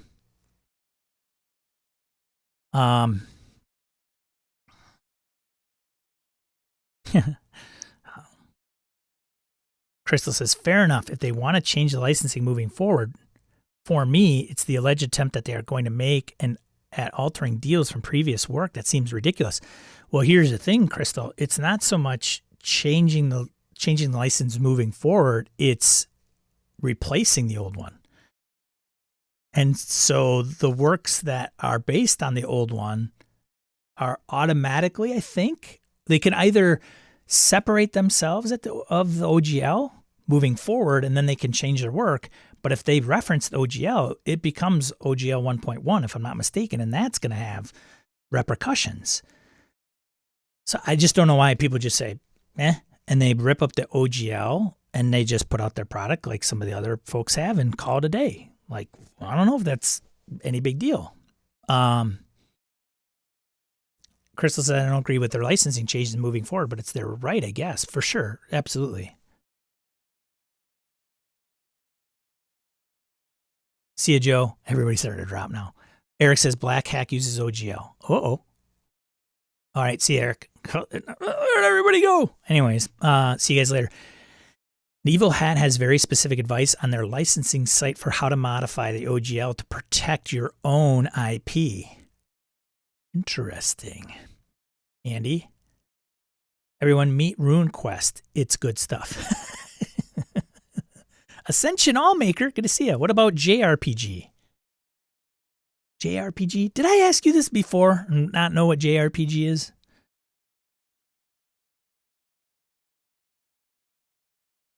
It's not a coincidence that Hasbro has their lawyers spun up on this after 25 years of leaving this license dormant at a time when the company is underperforming. Yeah. BK Dan, Paizo 1.0 uses OGL, Palladium doesn't because it's not far removed from D&D. BK Dan, you're the last comment. Am I caught up? Thanks, guys, for commenting. Thanks for interactions. Much appreciated.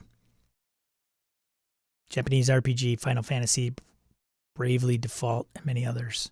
Maddie Q, I wonder what the legality of all makers just getting together and coming together, deleted, right? Coming together and trying to come up with their own license. Why can't just each one have their own license? And when you read it, it just makes sense. Like, hey, you're allowed to create anything for our product as long as you reference this license, insert license name here. And each place could have their own, but then it becomes like this weird, like, I got to know all this crap. I don't know if that's necessarily a bad thing. These people are creating games with intellectual property, and if you want to use it, I think it's kind of the deal with licensing, right? Like, that's the point of it. I created How to RPG, and you want to use the stuff and the logo and the content and everything, and I'm going to grant you that, whether it's free or not. And then this license allows you to use it how I tell you to, and I can choose who I allow to use it. Like Pinnacle, right?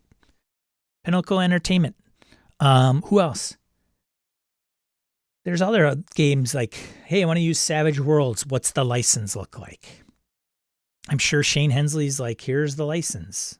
Fate, same thing. I'm sure there's some kind of licensing to use certain elements of the IP, maybe? I don't know.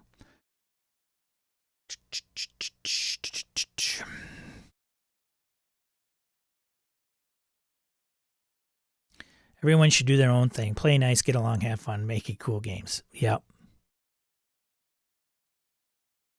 Palladium predates OGL, and I remember when people asked Kevin if he was going to get on board, and he said he looked at it, saw no reason to add it to his games. PB is in the clear. Yeah. Anything that basically says 5e, just make a new code word for it. Change out the stuff that makes it WotC. Yeah. So here, Ryan Dancy, Hasbro cannot deauthorize the OGL. I don't know if that's the case. So this is from Ian Morrill. Nobody's a lawyer. I don't think we have a lawyer in the house. That's okay. We play one in RPGs.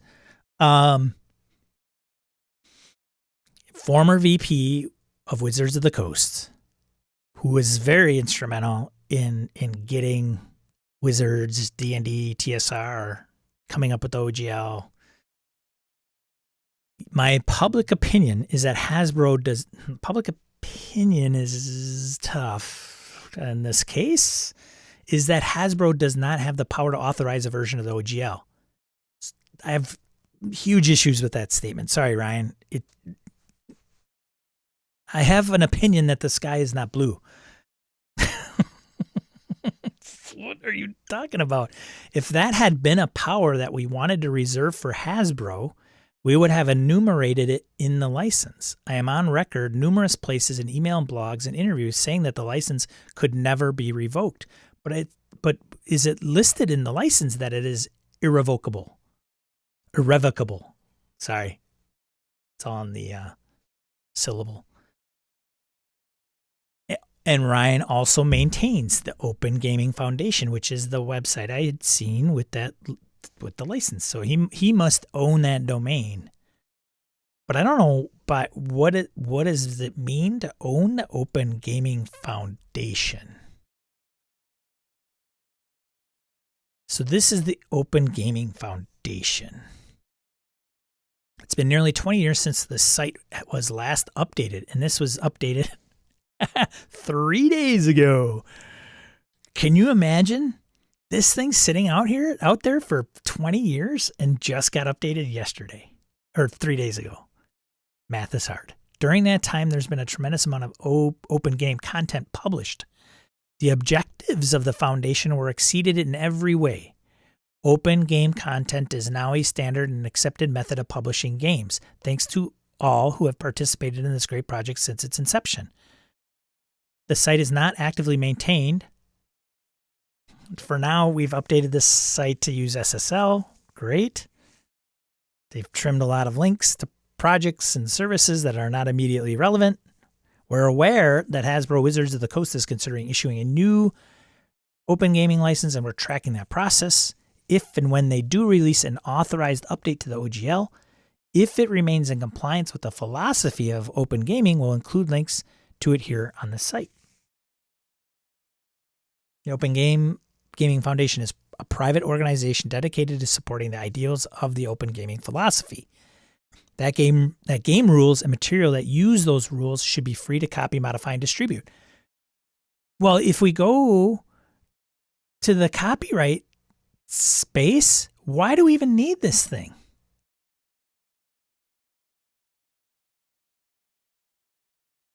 Why do we need this thing? If it's like, if everything's kind of open, kind of like, hey, I'm going to roll dice to come to a resolution and I'm going to call it a strength, and then, if you roll dice and you come up with a number and that number is damage to a character and you decrease that number from hit points, and that can't be you don't have any legal stance against putting that stuff out in a game, then why do we need this thing? Somebody's going to come across this stream and they're just going to freaking flame me in the comments, but whatever. Answer my questions. I don't know.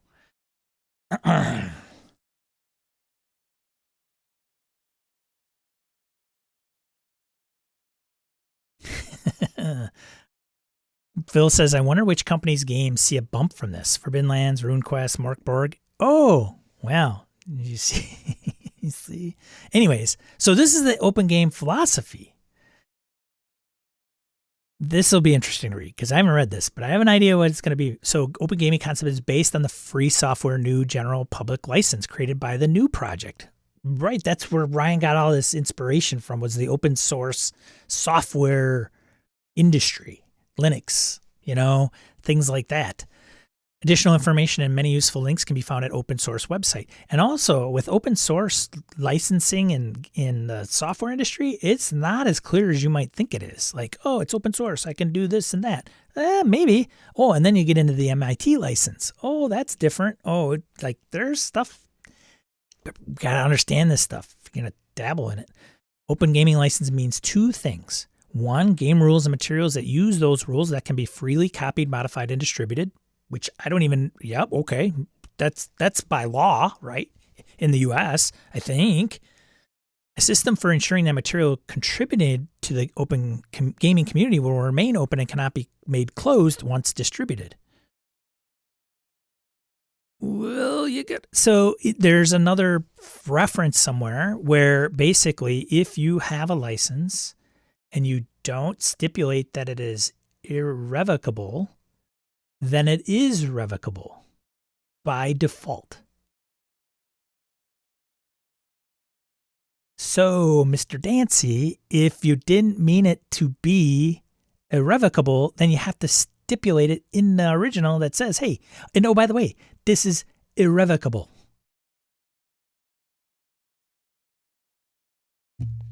Oh, man. Dudes, what is going on?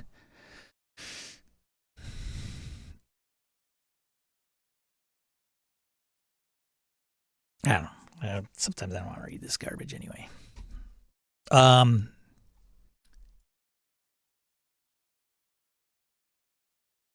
You'll love this, Phil. This is for Phil. This is for my buddy Phil.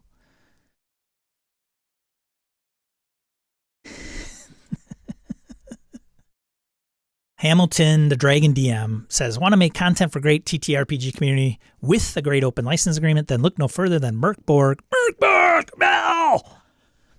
And all other cool games Stockholm Cartel makes. And Merkborg at Merkborg on Twitter says, you can create and release pretty much anything you want from Merkborg and Cyborg and publish it for free or for money. We don't take a cut of the sales, digital or physical, whatever you want. We love that shit.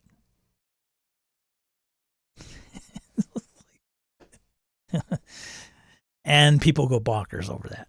Oh, I'm going to make all kinds of shit for your stuff. Like, it's awesome. Whoa, great.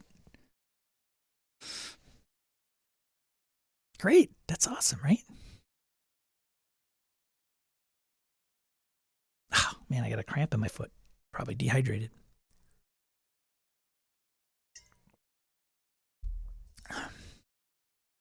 Hey, let's all just play Simbaroom. Yeah, why not? Crystal says, I won't be playing any D&D moving forward. It hasn't been my fave in a long time, and I don't like the way they're conducting business with this. Yeah, Crystal, I think, and I agree, and I think you're amongst similar company, honestly. There's a lot of us that, I mean, you know, I think that the dilemma with some people that fear is that their home group, so Crystal, say Doc comes to the table and says, hey, I want to run one D&D. And we say, oh, but we have to have this subscription to do it, for us to do it, like create characters or have resources. That's where people are kind of having a kerfuffle. Now, if you get a group that's like one D&D and they're all on board and that's their jam and they're all like, cool, great. It's going to offer so many things and so many options. And, you know, I don't care about books, like printed books. Like I'm all on the digital space and that's cool. And I want to be able to get all these different options because there's also, I think I mentioned that in some circles, I was talking to our Thursday group. We were kind of talking like Phil and Harrigan and Kevin and Wayne, who departed here, all in that group. We were kind of talking a little bit about stuff. And I mentioned a video that somebody put out about, hey, you know, I like D&D. I love D&D. I'm all in on D&D. I can't wait for D&D 1. Yep, you know, all on board. And I can probably find that video. It's at like 60,000 subscribers, right? And he said that, you know, part of the struggle that he had within 5e was the species, you know, and having certain combinations and things of that nature. And he's like, in 1D&D, they're putting it in the book, and I'll be able to do that, and it'll make it really easy. And so for some of us, we'll say, well, you could have done that all along. Like, why didn't you just do it yourself? Like, you take this, like that's your idea, and you run it by, if you're the game master, and you say, yeah, that's what I want to do. Okay, cool. And you just do it. But there are some in the hobby where if you're playing the game, this is the box. And if you're going to play that game, you play within the box. And if you don't, then that's not the game everybody's playing. Like then we're playing this. We're playing Monopoly. This is the way Monopoly works. Here's the rule book. You shake, you know, dice, move around the board, all the mechanics. So you have that group, and I'm not saying that's good, bad, or it's just it is, right? It's just the way people prefer to roll, and it knows no age, it knows no, you know, there's nothing behind it other than somebody that prefers that approach. Like that's the deal. And frankly, sometimes that's kind of, we may say, well, I'm more loose than that. I wouldn't want to box anybody in like that. That seems a little confining and, you know, restricting.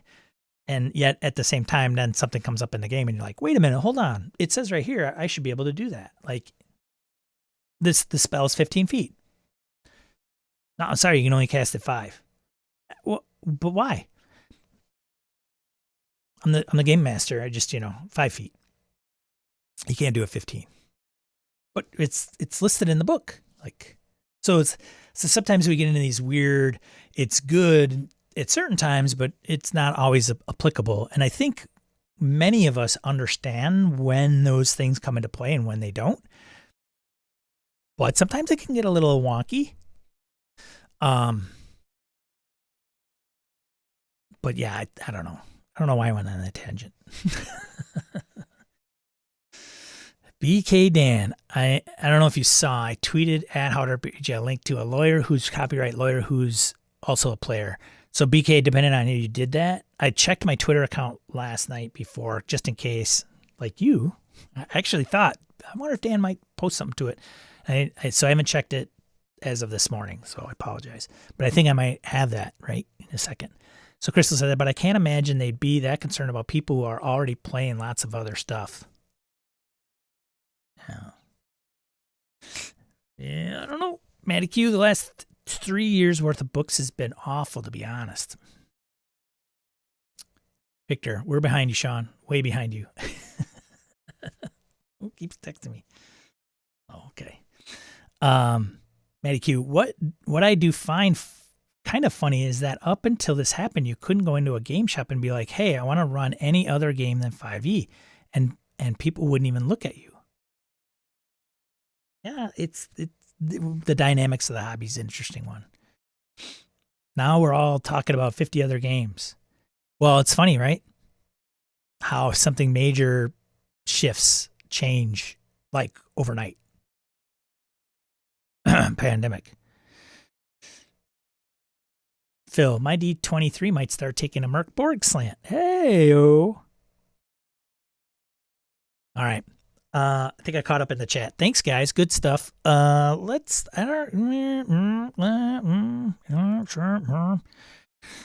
I think this is probably warranted.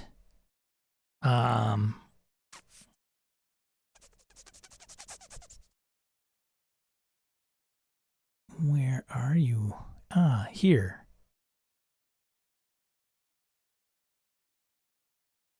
I think. I don't know if it's the same one, BK. Noah Downs, is it the same one? So Noah is, without asking his ID and his law degree, to be like, I didn't do a background check on Noah to determine that this is accurate, but I take him at his word because he's on the internet. It's got to be true. He wrote on Medium an article about Open Game License 1.1 and share his thoughts as an intellectual property / gaming lawyer, and says it's generally awful for creators and fans alike. So let's take a minute to do it. So I will definitely post a link to this article to give him full credit, of course. Noah, my lawyer friend Downs. Thank you, Noah, for shedding some light on this. And it does not answer all the questions, because even in the Twitter thread, people are like, well, how does it do this? Or how does it impact that?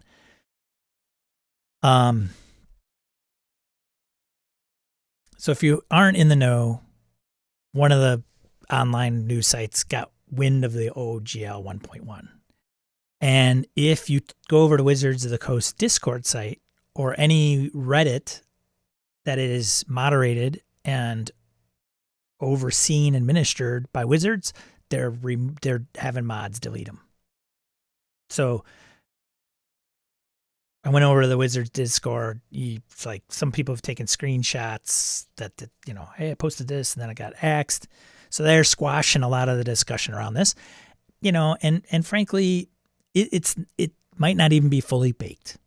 It's not out. It's not released yet, but maybe they sent it to a couple sources saying, hey, this is what we're thinking of what we're going to do. And somehow it made its rounds. So keep that in mind. So he introduces himself. He's a licensed attorney with a focus on business and IP issues in the tabletop and digital gaming industries. There's a lot of confusion and misinformation floating around the internet regarding Wizards of the Coast new OGL version 1.1 and what it means for the future of D&D content creators. Future of D&D content creators.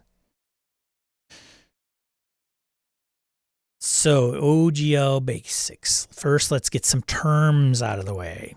What is work? What is copyright holder? What is open license? What is perpetual license? So work is copyrighted work. It's original creation. So such as a graphic, book, video, song, or program that can be protected by copyright law, which can be what can be protected by copyright law, not to be mistaken for things that can't be protected by copyright law. Copyright holder is the person who holds the rights to the specific work. This could be the author of the work or whoever received ownership from the author. Okay. Open license. Copyright holders can choose to issue an open license to their work if they want others to freely build with, customize, or improve the work. Open licenses give permission to anyone to use the work without cost and minimal restrictions on modifications. Open licenses give permission to anyone to use work without cost.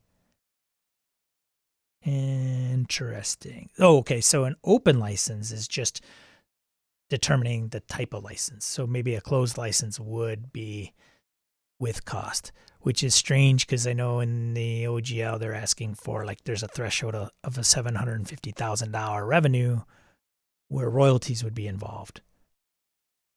I don't know. Okay. Perpetual license. The copyright holder can issue a perpetual license, which is a license to use the work indefinitely. This only means that the license does not have an inherent expiration date.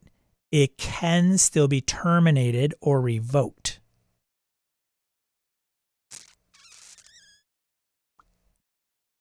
Gotcha, BK. Thanks. Revocable license. A license can be revocable or revocable or irrevocable. I'm going to get tripped up on that in a second.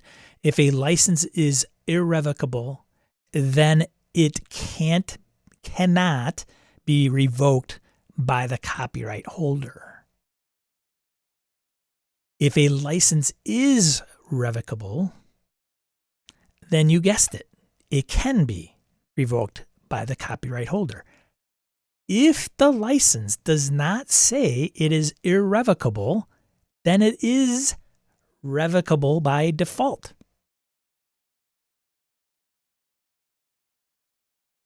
That's the hitch right there, ladies and gentlemen. Because I don't believe in the OGL 1.0, Mr. Dancy said, hey, this is irrevocable. Might have been his intention. Third-party creators, in this case, are individuals or companies that work their own works based on copyright holders' open license to a work.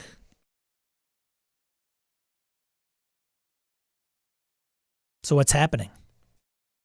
So now he kind of goes to sum it up. He states, the reason I like this article is because of, I have to assume Noah is an attorney. I have no reason to doubt it other than, anybody can go on the internet and say I'm a lawyer. But I think, it's more experience than I have, and even the breakdown. So no offense, Noah, but we don't know each other. Wizards of the Coast has privately released the OGL 1.1, which is now leaked. Privately released it, which is now leaked. Trying to revoke OGL 1.0 A. And that 1.0 A has been in place for over 2 decades. Wow.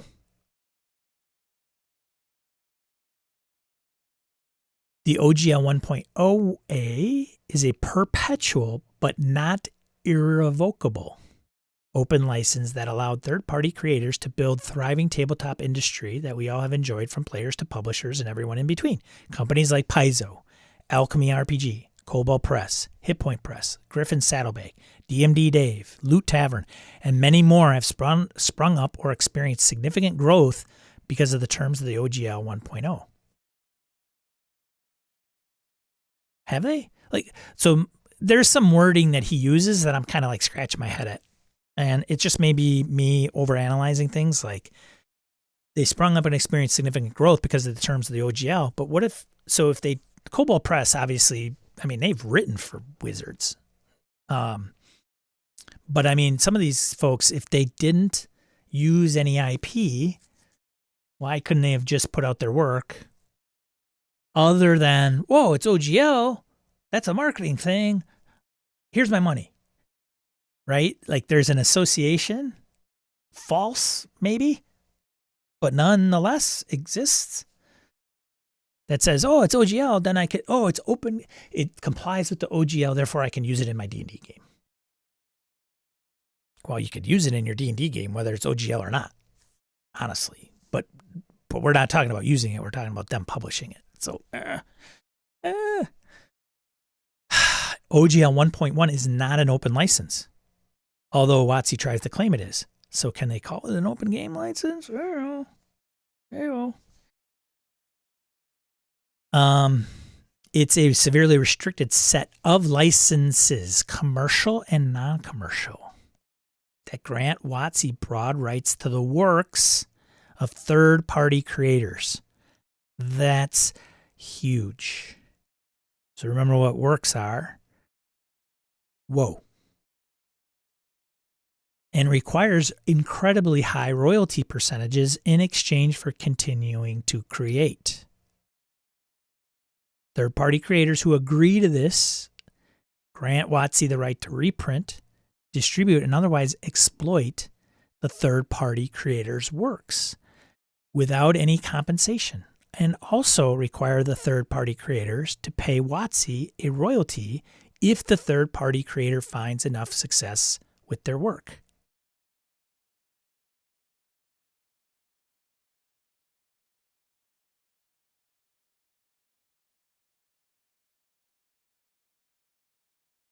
So it looks like some folks dropped off. It's all right. People got busy. But this is why it's important to understand some of this. Like, does it affect my, like, whether I play D&D? No. Does it affect future games? Maybe. People won't want to publish under this necessarily. But does it matter if they put out their game and it's not this, and then I just buy their game? But what does it does affect is some of the ones that are using the OpenGL 1.0, and if it's revoked, how does that affect their current product line? And some of us play those games. Yeah, and if it's retroactive, it's like, so my, yeah, well, I think he kind of gets into that. That's funny, Harrigan. It doesn't say you are. Oh, it does. Okay. You must have dropped and came back. Just checking to see who might be still with us. So moving on. Sorry, this is thrilling stuff, I'm sure. I think a lot of people have dropped, like, man, screw this shit. So what does it mean for third-party creators, as well as tabletop industry as a whole? So he does kind of a Q&A. Who does it affect? Why should I care? I know, man. OGL affects companies, creators, and fans alike. Virtual tabletops, Alchemy, RPG, and Foundry will be unable to host D&D content and modules at all, which will be available on Roll20 or Fantasy Grounds. Which will only be available on Roll20 or Fantasy Grounds. Will it? I don't understand the difference between the two, but thanks, guys, for hanging tough. Third-party creators such as the Griffin Saddlebag, DM Dave, Loot Tavern, Mage Hand Press are also subject to those fees, but in addition risk losing control of the work they make to WotC. D&D-based Kickstarters will be subject to a royalty that makes them all but infeasible. So and it says specifically, Alchemy Foundry will be unable to host D&D content. But as long as it's not D&D content, and by Noah here, I would ask him, what is D&D content? And I would say it's probably relating to anything IP related, right? Because I can put a stupid character sheet on Foundry that has strength, intelligence, wisdom, dexterity, charisma, armor class, hit points, and roll dice and have all those mechanics and not infringe upon any IP with D&D.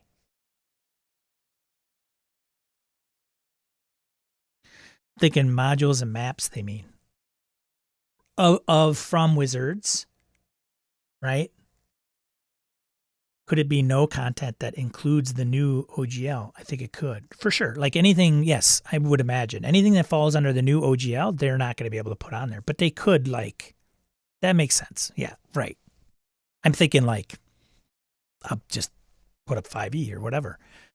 But I also think that if the new 1D&D changes any of the rules, as long as it doesn't fall under IP and its mechanics, then who cares? Right? Right. Like IP. Because if it's mechanics, let's say Wizards decides to put in, they change it to like, I don't know, might, courage, and agility, and empathy, and endurance. And that's the new D&D. Okay, so what? I could put that in a character sheet on VTT and call it Sean's game and hey, let's roll. Like I don't know. I mean, I might not be able to, and even if I published it, who cares? Right? Like it's that mechanics thing piece. All this only serves to chill and limit the growth of the tabletop economy in a community, limiting the amount of D&D content made by third-party creators for fans and serving as a gatekeeping measure for the industry and hobby as a whole. I'm a third-party creator. Should I sign the OGL? He says, I don't know. It's not up to him, but he's like, I'd definitely get some advice. And here's some of the things that people should know. So any third party that signs will be bound by the terms of 1.1 as currently written and subsequently updated. So future, like they shouldn't change it. Agreeing on OGL 1.1 means that you will have to report what works you or your company are making to WotC, and then 2, report revenue from your works to WotC if above 50,000. And 3, pay WotC 25% royalty on revenue over a certain threshold, which is currently $750K from your works. And then you'll own your own content and works and can distribute them to certain places. However, WotC will receive a perpetual, irrevocable right to use your works and to allow others to use your works without additional payment to you. This would be similar to like Google Photos. I'm going to upload all my photos. They're going to let me do it for free. And they're going to use them on all their marketing material, whatever they want. And not only that, but if I choose to take my photos and sell them in a gallery, I would have to pay Google a cut if I make over a certain amount. Oof. Your works are the core of your business. It would generally be a bad idea to give someone else near unlimited access to your business. So the reference I made earlier about like $750,000, is it a large number? That seems like a big company. I mean, MCDM, are they big? Like they say, does it only affect huge companies? MCDM is not a huge company. I would say there's no real huge companies in RPGs, but it says here it's based on gross revenue. So he elaborates what I mentioned. Gross revenue is total of all money generated from a work without taking into account any part of that total that has been or will be used for expenses. So third-party creators' actual profit will be less than 25% because expenses for artists, writers, marketing. In addition, the third-party creators have to pay platform fees for distribution. Kickstarter, Patreon, Roll20. Therefore, a 25% royalty on gross revenue can actually cause a third-party creator to lose money if they even try to make the works in the first place.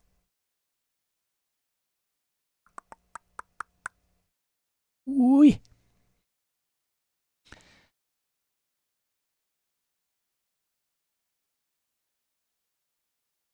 Yeah, I wouldn't create anything close to 1 D&D or 5e.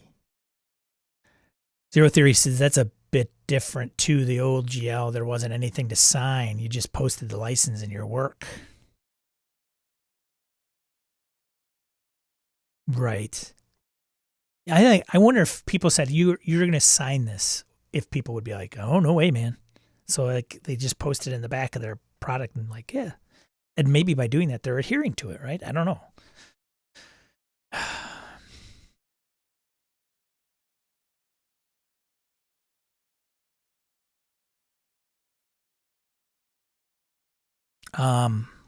Kickstarters have no cap on revenue you can raise for your project. So if you kickstart a successful campaign, then you may end up accidentally crossing the 750K threshold. Accidentally. That sucks. We made too much money on our Kickstarter. And suddenly having a new expense that you did not account for in fulfillment of your project. Yeah, how do you get a budget for that? They're asking why WotC's doing it now. Why not just continue OGL 1? Unfortunately, OGL 1.1 expressly revokes the OGL 1.0, despite what this FAQ from WotC claimed, where it says, can't Wizards of the Coast change the license in a way that I wouldn't? Can't Wizards of the Coast change the license in a way that I wouldn't like?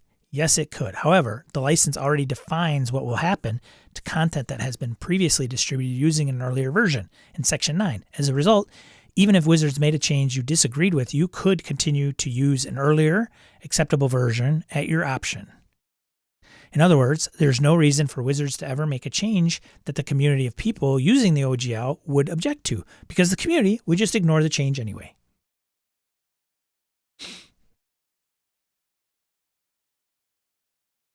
He goes on, I do believe that there are potential legal challenges to the revocation of OGL 1.0, especially given the length of time third-party creators have relied upon OGL and the speed with which WotC has taken action to revoke it. However, these challenges would have to take place in court. And these guys don't have a lot of money to go to court.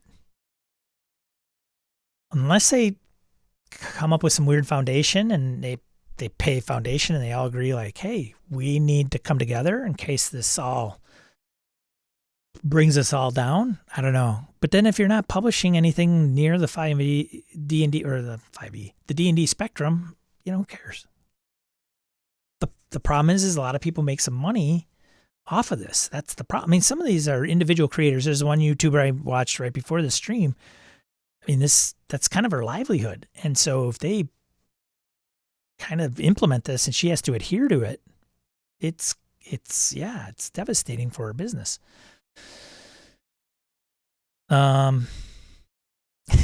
So if I'm a third-party creator, I have to agree to OGL 1.1 if I wanted to continue making licensed content using works WotC is claiming to own. Yes, that's a given.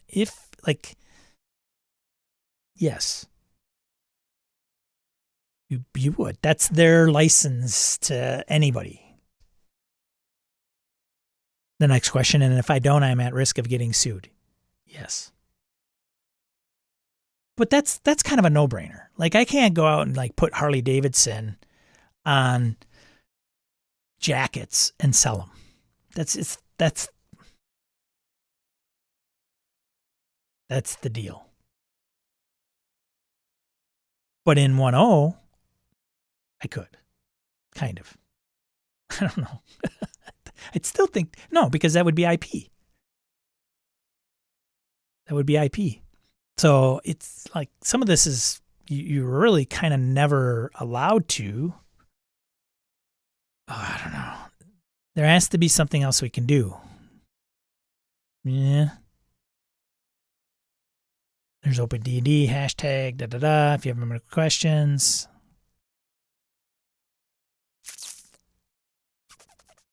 It kind of goes into, so, I don't know. I don't know. It's going to be interesting. What happens if this takes off? What happens if this model works? Like, they put out the open game license. People are like, man, forget you. And they don't sign on. Great. They go and do their own work. And, there's fallout. And Wizards decides, like, 1D&D, this is the deal. It's a walled garden. We're going to have microtransactions. We're going to have subscriptions. And people are like, great, awesome. And it goes bonkers. And they make tons of money. Will other publishers feel compelled to have to do the same thing?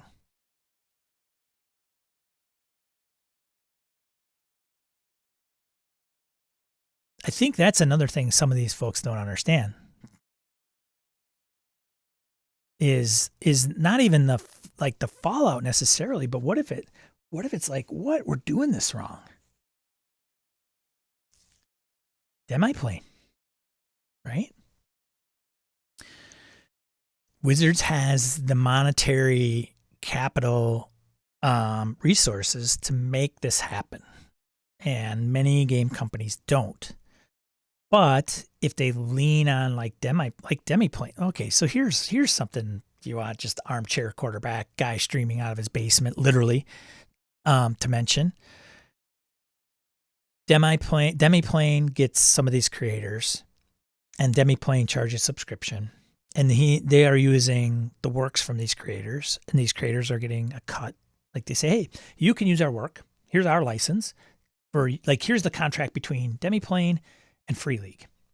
And they go, yep, sounds good. So for everything we do and it's tied to Free League, we are going to give you your percentage as the creator. Thank you very much. What happens if Demi-plane goes through the roof and makes more money than some of these companies, and then they just decide to buy them?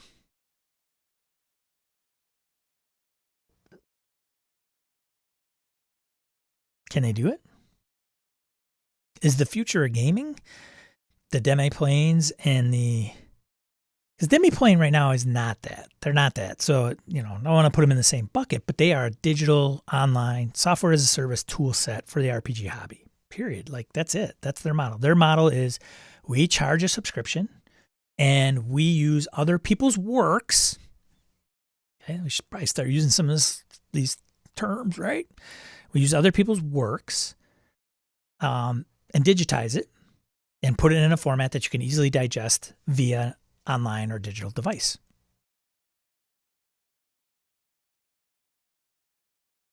So I think that the trade-off is this Demi-plane. I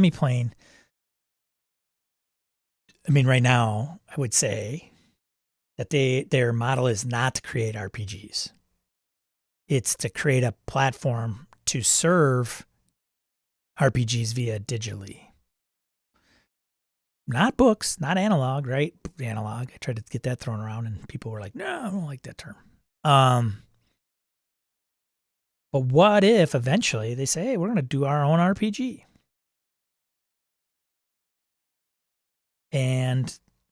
Or buy. Fandom did it. Fandom bought Demi-plane, D&D Beyond. And then they bought Cortex. So, maybe you're a company that's doing pretty decent. Insert company here. And Demi-plane's like, we want to buy your work. Screw all this licensing stuff. We just want to own it. As a matter of fact, we'll even hire you. We'll hire you. You can work on your own product. We'll put you on as a staff writer. And you can continue to put out, insert 2 titles here, whatever. Favorite game. Oh, now what does that landscape look like? Victor says, WotC does not have an endless stack to sue hundreds of creators. They may play whack-a-mole for a while, but Hasbro might get tired of the money sink their legal team is becoming. They will probably pick and choose visible targets to get their point across. For sure. Yeah. Yeah. They will set but let's look back at something that was like, I don't know, in the 90s, something called Napster, for example. WotC does not have in the stack to sue hundreds of creators. Not necessarily, but and it took the RIAA and MPAA quite some time, and they were pretty big. They had deep pockets because they had all the recording companies and production studios feeding them money to go after people. They were going after grandmas. Like, sometimes a stern letter is all WotC would need. 030s, yeah, for sure. Dude, I wouldn't want to like get a freaking have to show up in court to defend something against wizards. Note, Hasbro doesn't manage WotC anymore. That was a corporate level change last year, the restructure. WotC is outperforming Hasbro. What? Hasbro's traded company, WotC's a department. Right? Did I miss it? They're not spun off. Michael, help me out, dude. I think WotC as a division is outperforming Hasbro's probably, like if you took all of Hasbro outside of Wizards and you compared the two, yeah. But they're one of the same. At what point will WotC decide they have done enough damage? How bad is too much bad will? Michael says, well, it was when the restructure happened. Sorry, the hit to the company. It may not be the same situation at this point. Well, yeah, it's shareholders, dude. Publicly traded. I'm sure they got to report on the performance of the company or division. I think it's just moving money around, dude. I don't think WotC's on an island.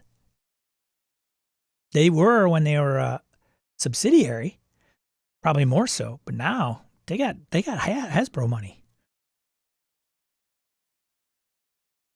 Should we talk about everything else that everybody left for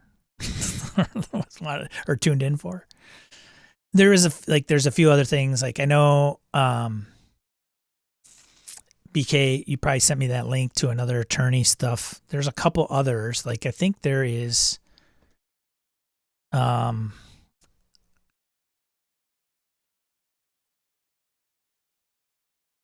was another reference.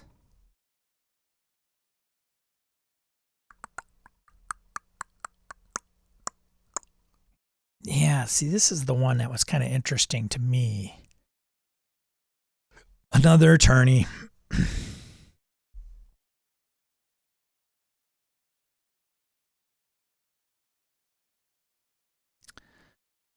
So this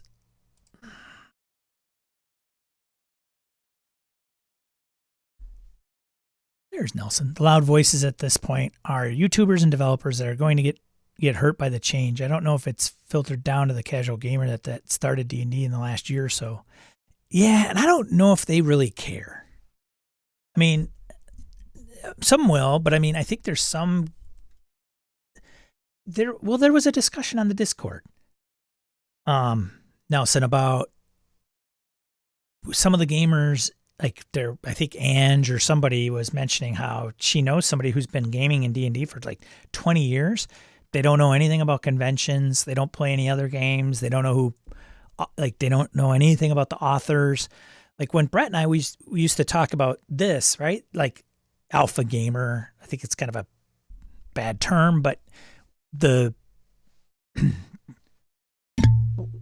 the meaning that we were trying to get at was the individuals that get more into the gaming industry and hobby further than showing up at game night and playing the game. Listen to podcasts, watch YouTubers, play other games outside of maybe one or two, like Gamer Anonymous. polyamorous, gamer amorous, whatever, polygamer. I think there's a lot of folks out there that are like that. I think a lot of players that have been playing 5th edition are kind of like, hey, we play 5th edition. That's all we know. We don't really care about anything else. And we get some updates from Wizards, and they're going to do a 1D&D, and it's going to be all online and digital, and there's subscription fees, and we're cool. We're cool with that. It's going to be great. It's going to be awesome. Polygamers. Thanks, Arrogant. Yeah, I think so. I think, are the minority, honestly. We're just loud because we stand on these platforms and spew this vitriol, blah, you know?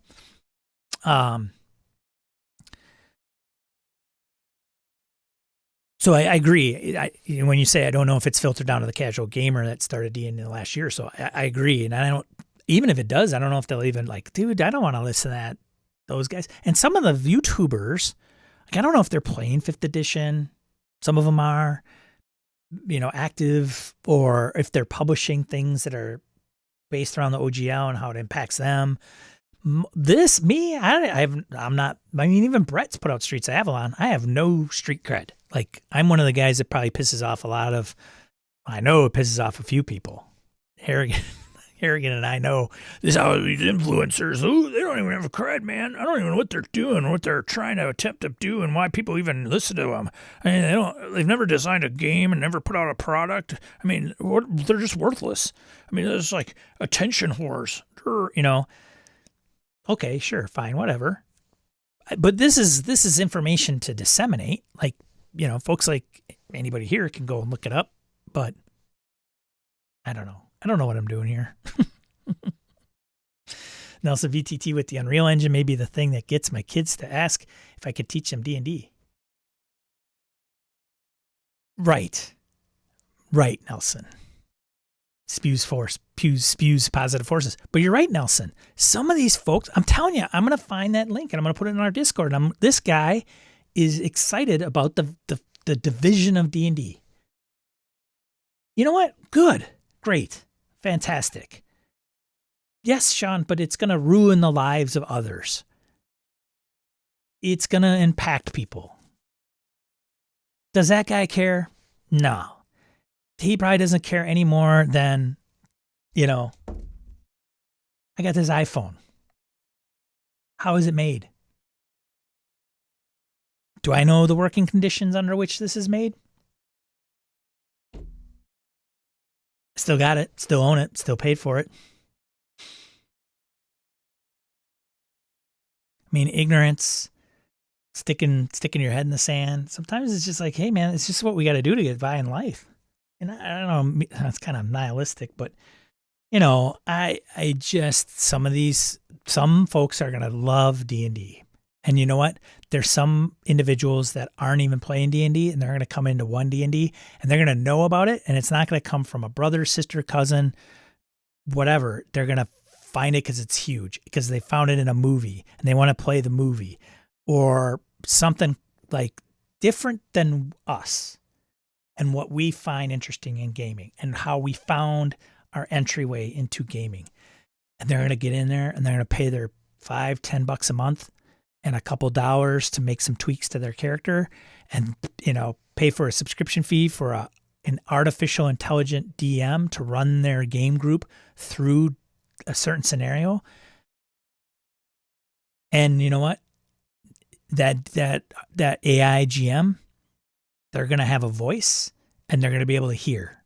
It's not going to be this text crap from like Chat GPT, and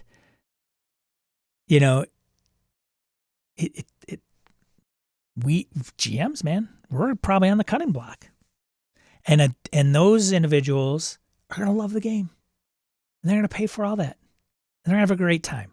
And we're going to play our games that are on our shelf, and we're going to play virtually through audio AV stuff like Zoom or Discord with friends all over the world that we've met through online and social, or maybe we're meeting in person and one of us moved, but now we can still game because of the technology that's in place. And guess what? We will be having fun. And guess what? the other individuals playing D&D are going to have fun. Great. Is there going to be fallout? For sure. Are people going to get whomped on the head? Yeah. It's not going to be a fun ride for people. When I staff people and they put, hey, I'm a computer nerd, and my resume goes all the way back to 1978, where I programmed computers with punch cards. Great. I don't have any computers that do punch cards. So, yeah, you might have to kind of come up to speed and maybe take that off, and that's good experience, but it's not relevant. It's a bad analogy, but you kind of get my point, where it's like stuff changes, man. Ascension Allmaker. Good to see you. Happy Saturday. Right. What else in the world never changes? There'll be millions of them, Harrigan says. But here's the thing. We all find our own personal, gaming is personal. We said it last week on the stream, Brett and I. And even with Demon Grinder, he's like, things are very, like, gaming is very personal. Finding a game group where you gel and just finding one and kind of like, I'm going to open myself up to doing this, which is also kind of scary for some folks. That's a challenge in and of itself. But if we play our own games in our own group and we're having a good time and everybody's kind of on the same page and we're gelling, a lot of this stuff doesn't matter. I mean, I hate to say it, and I hate to be, because some people are going to be like, what an asshole to say something like that, but it's true. Some of it's true. And next week, in a couple weeks, or a month, I'm going to run this game. And it has no OGL. And we're going to have fun. Or not. We're going to try it. It's Cold Shadows, if you can't read it. I forced my group into playing it. But I will give them full credit for allowing me to do it. They're going to give me this one try. I begged, I pleaded. I think I owe them all like a case of beer each, but they're going to do it, and I'm going to run it, and we're going to see how it goes. And you know what? While we do that, we're not going to be thinking about the OGL. We're not going to be thinking about 1D&D. We're just going to be thinking about who is the mole?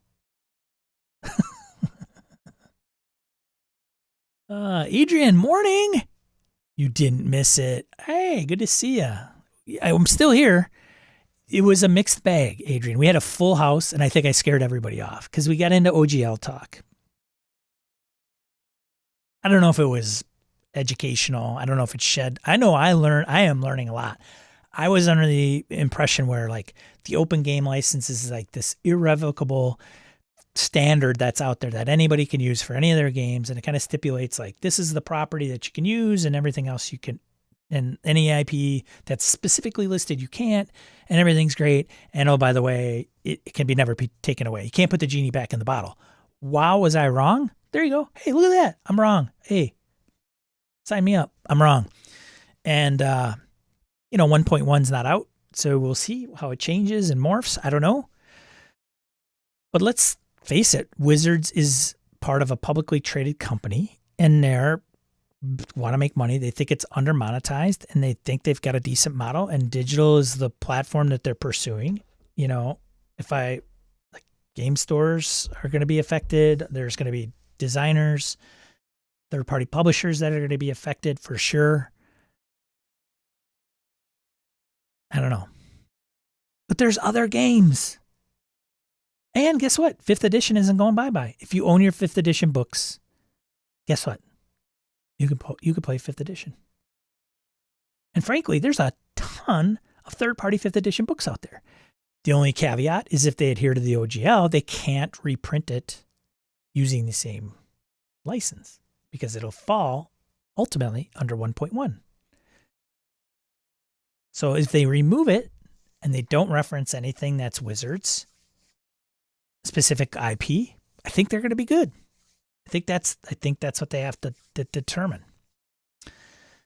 It's all until they had lawyers dissect it for loopholes. Haha, yes. Sorry to change the topic. No, Nelson. It's all good, man. All good. I got to change the topic. I don't want to like dwell on it. Sometimes things get kind of sullen here. Nor if you want any word on gaming and BSers. I really like that idea. Interested to see what BSers chat. Yeah. I know. The other night, got with the group, wanted to do a recap of Forbidden Lands. We did it, and then it morphed into all kinds of stuff. I don't know if I want to put it out as like the thing, because I thought the guys asked like, do we want to stream this live? Or are we going to do? I'm like, I'll record it in hopes of maybe putting it out as like a YouTube episode on Forbidden Lands on some of the things like people might want to understand about the game if they're going to run it, from 3 people that have run it and 5 people that have played it. Then it got morphed, and it was a fun casual conversation, and it's frankly the kind of one that I want to have. I don't know, Harrigan was part of that.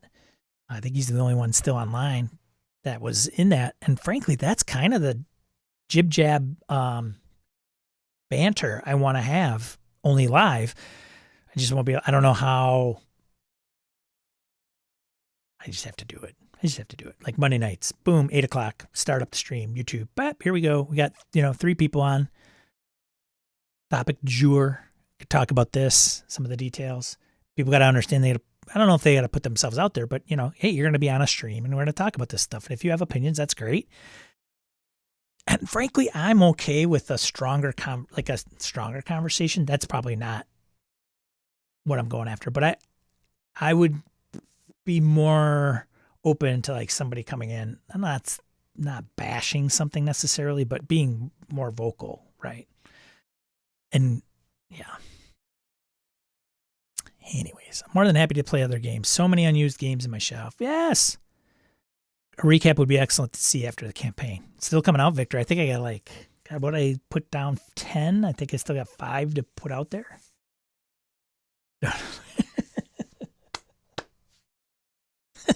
Arrogant. You kill me, man. Chat stream would be exciting. Yes, I think it would be fun. Because I could sit up here and kind of diatribe for a while, but the chat is a component of that, and I think some of the things from the chat into this format or not, or both. So if I had 1 or 2 more people here, probably 2 more, and I could moderate a little bit, kind of shift things and pose questions and pin people down a little bit, I think it would be good discussion. The chat could interact. We could take stuff from there. Yeah, it would be great. I think so. I got to make sure people are available. That's the thing. Like Saturday morning, I'm doing this because I wake up. I don't have to schedule anybody. I don't have, I'm doing it at 8. You guys want to show up? Cool. Yes, maybe, for sure. If I did this as if I sat down and said, Sean, why don't you do a solo podcast show? Or I streamed this and I had no chat, or the chat was open, but you guys could interact with yourselves and I just kind of disregarded it. It would be 30 to 40 minutes. 45 tops would be my target. So power of community for sure, man. For sure, Lucas. Yeah, no, I want to do Cold Shadows. I want to do a Cold Shadows video because then I can give it to my players to say, hey, watch this. This is how it works. Sounds good, Sean. I watched a 10-minute video. Cool. Super psyched.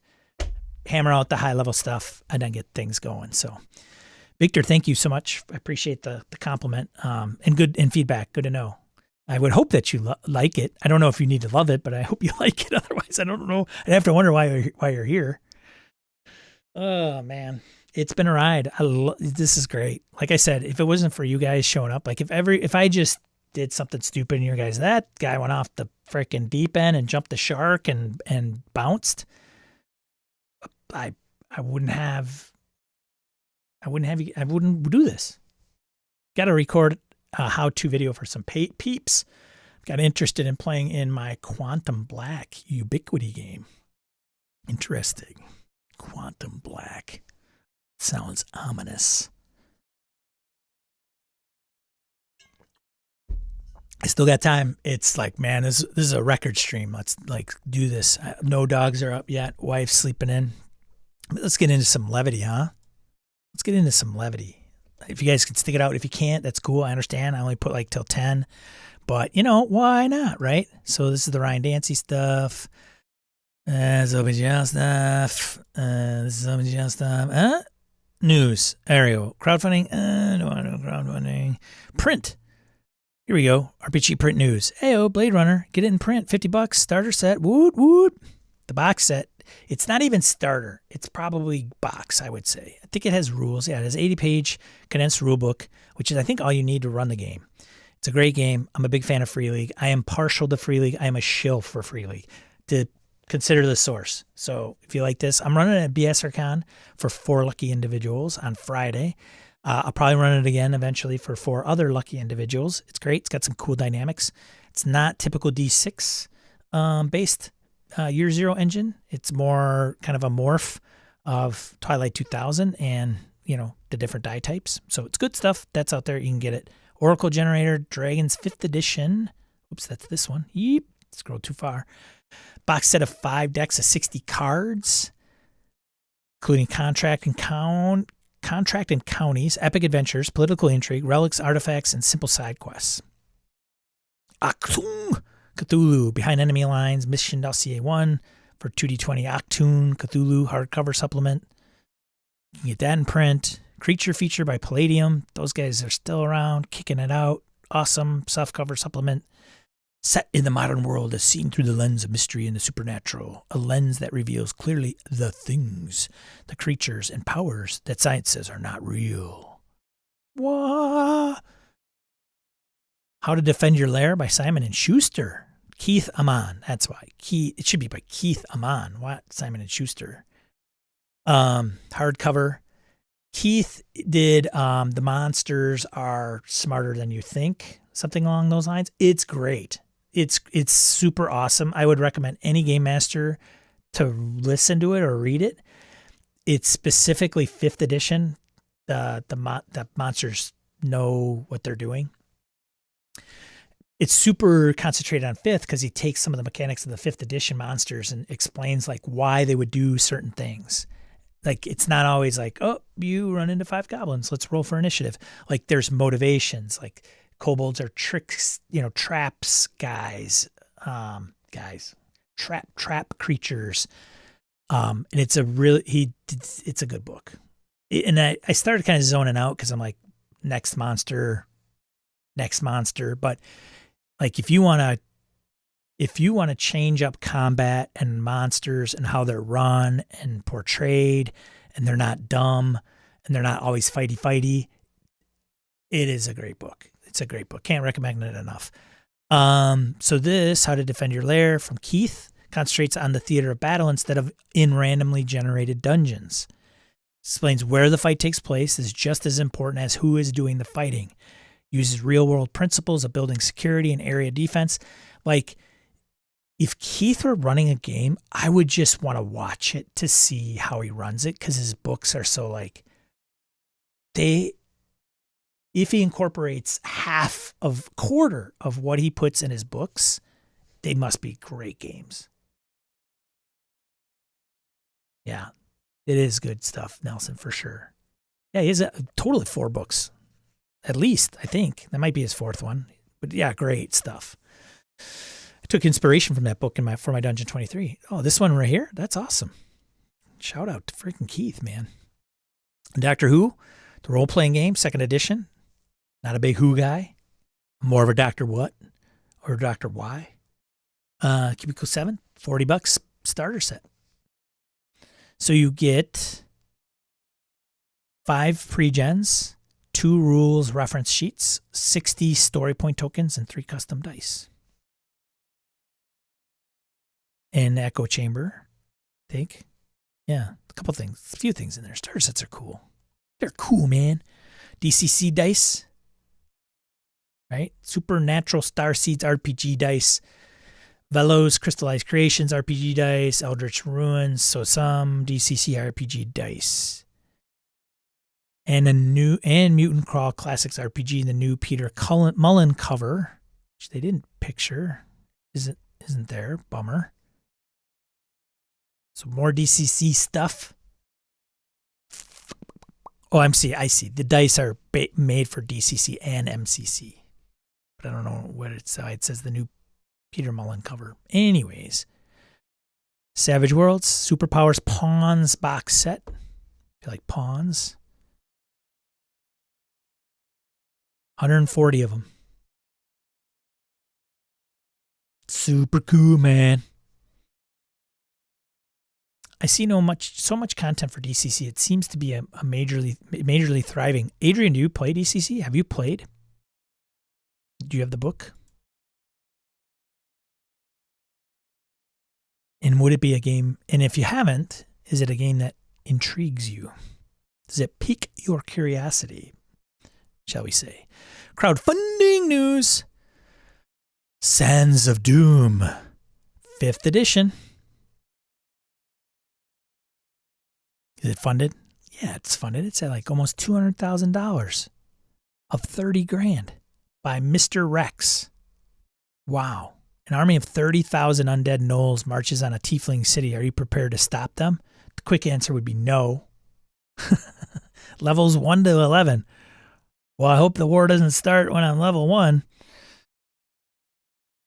Good on them, man. That's big bucks. Rifts, baby! New adventures and exotic locales for your Savage Rifts campaign from Pinnacle Entertainment Group.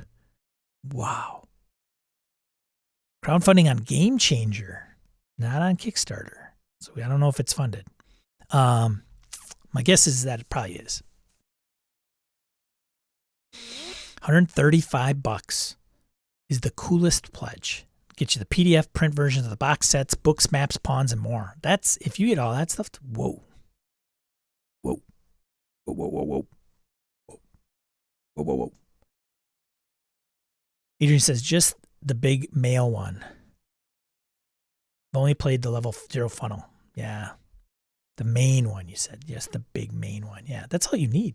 That's all you need. Everything else is like an adventure. Michael says, DCC is doing great. It's a fun game, and its derivatives are thriving too. It's fun. They liked it. Savage Worlds community is strong. Cool. Just picked up Suede 2. Yeah, it's a good one. It's a good one. It's a good one to have. I have it. I probably won't purge Savage Worlds. It's probably the one book. It's probably the one system I have quite a bit of and haven't played. D100 City Hooks by Philip Reed. Philip Reed puts out good stuff. If you haven't bought any Philip Reed stuff, check it out. D100 City Hooks. Hooks for $5 for the PDF of the book.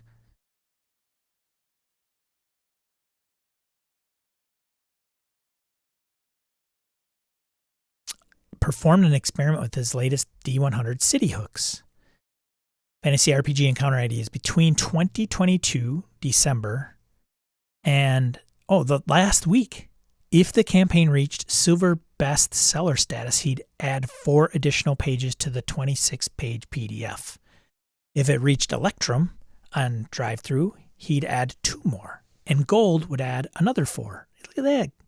This is similar to Itch's funding, where you build up funds to build out your game, only drive-thru doesn't have a formal setup. So he unlocked all 3 levels of drive-thru stretches in a short amount of time, so the campaign's goals are complete. So interesting. I'm sharing this with the hope that drive-thru uses this as a model to create their own itch funding style system to encourage popular products to continue to innovate. Oh, that's cool. See you, Harrigan. Good to see you, buddy. We'll talk. Black Sword Hack. Ultimate Chaos Edition, the Merry Mushman. OSR, core book, Ind Euros. Campaign is bringing a new edition of Platinum Bestseller OSR by Kobayashi to tabletop. Inspired by David Black's The Black Hack. 110 pages. Wow, $5,000. 5,000 euros was the goal. He's at 94,000. It's like 1,900%. Wow, good for him.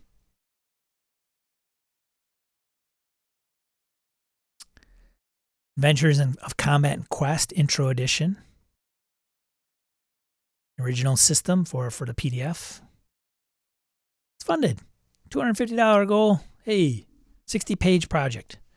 First look at this OSR that calls up video games like Diablo, Path of Exile, and Torchlight. Very cool, very cool, very cool. Tenaris, RPG 5e, Edición Español,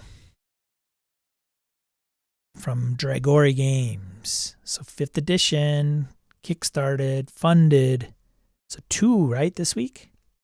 I'm going to see these dropping off, I think. Next one, 5th edition, Enaron Adventures, Volume 2, $30. PDFs of 7 adventures, funded. Shot Glass Adventures, The Madness of St. Avon, only $1. What? $1 Aussie. That's like, what is that? 25 cents American? Just kidding, Aussies. Probably true, though. I don't know what the conversion rate is. Wow, $500 goal. It's up to $4,200. That's awesome. $1 Aussie for a 1-page one-shot for 5e or OSR with grid and gridless maps and monster stat blocks. Kobolds in the Wine Cellar and the Undead. This one-pager will get you into the action, keeping it simple for the GM and exciting for the players. Wow. So $4,000. That's a lot of people. A year of adventure. A dozen 5e one-shots. €25 for 12 PDF adventures. That's great. It's good stuff. It's going to be funded. It's 5e. Look at that. Funded. I was talking to Christian Serrano. Not the old Christian, but we were talking about it. And he's like, I wonder if there's just 5e people. Like, there's people in the 5e space that are just starving for content. The release cycle for what Wizards is too slow.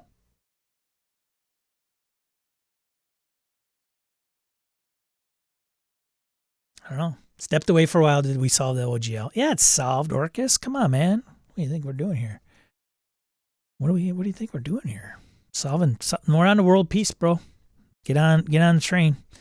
Epic Levels, Armor Classy C Dungeon from Epic Levels. This is a CD. Dude, I don't even know what to put this thing in. I don't know. What do you put this thing in? I don't have a CD-ROM. A DVD player, I guess. Could probably play it, right? Oh, yeah, sure better check. Hip-hop fantasy album and the 10-room system-neutral dungeon crawl that the music inspired. That's right. You're getting music and an adventure with this campaign. Based on the description, think of this as a fun romp over a death crawl. Yeah, look at that. Funded. That's it for crowdfunding. That's it for crowdfunding. We're still going. We're still going. Let's go. We keep going. Do I bring up the OSR stuff from PBS? I'm not. I will mention it just because of exposure, like people to know. So PBR did an article. PBS. PBR you drink. PBS you probably listen to. A lot of people have read this. It's a hot take. Like, I don't know if April Brown, who's the author. Nope, she isn't the author. My bad. She's an author of another article over here. This would be written by Christopher Thomas. So I don't know if Christopher's a big gamer or not necessarily, but apparently it's some lines were drawn in this article. And the thing is we get into these lumping of people, and it sometimes sucks because, there's a lot of people so specifically OSR, right? A lot of people love the OSR. We got plenty of people on the Discord that love OSR products and games and the philosophy behind some of those. And there's some bad actors in that space. Guess what? There's some bad actors in the 5th edition space and Free League space and then, whatever space. There's always rotten eggs.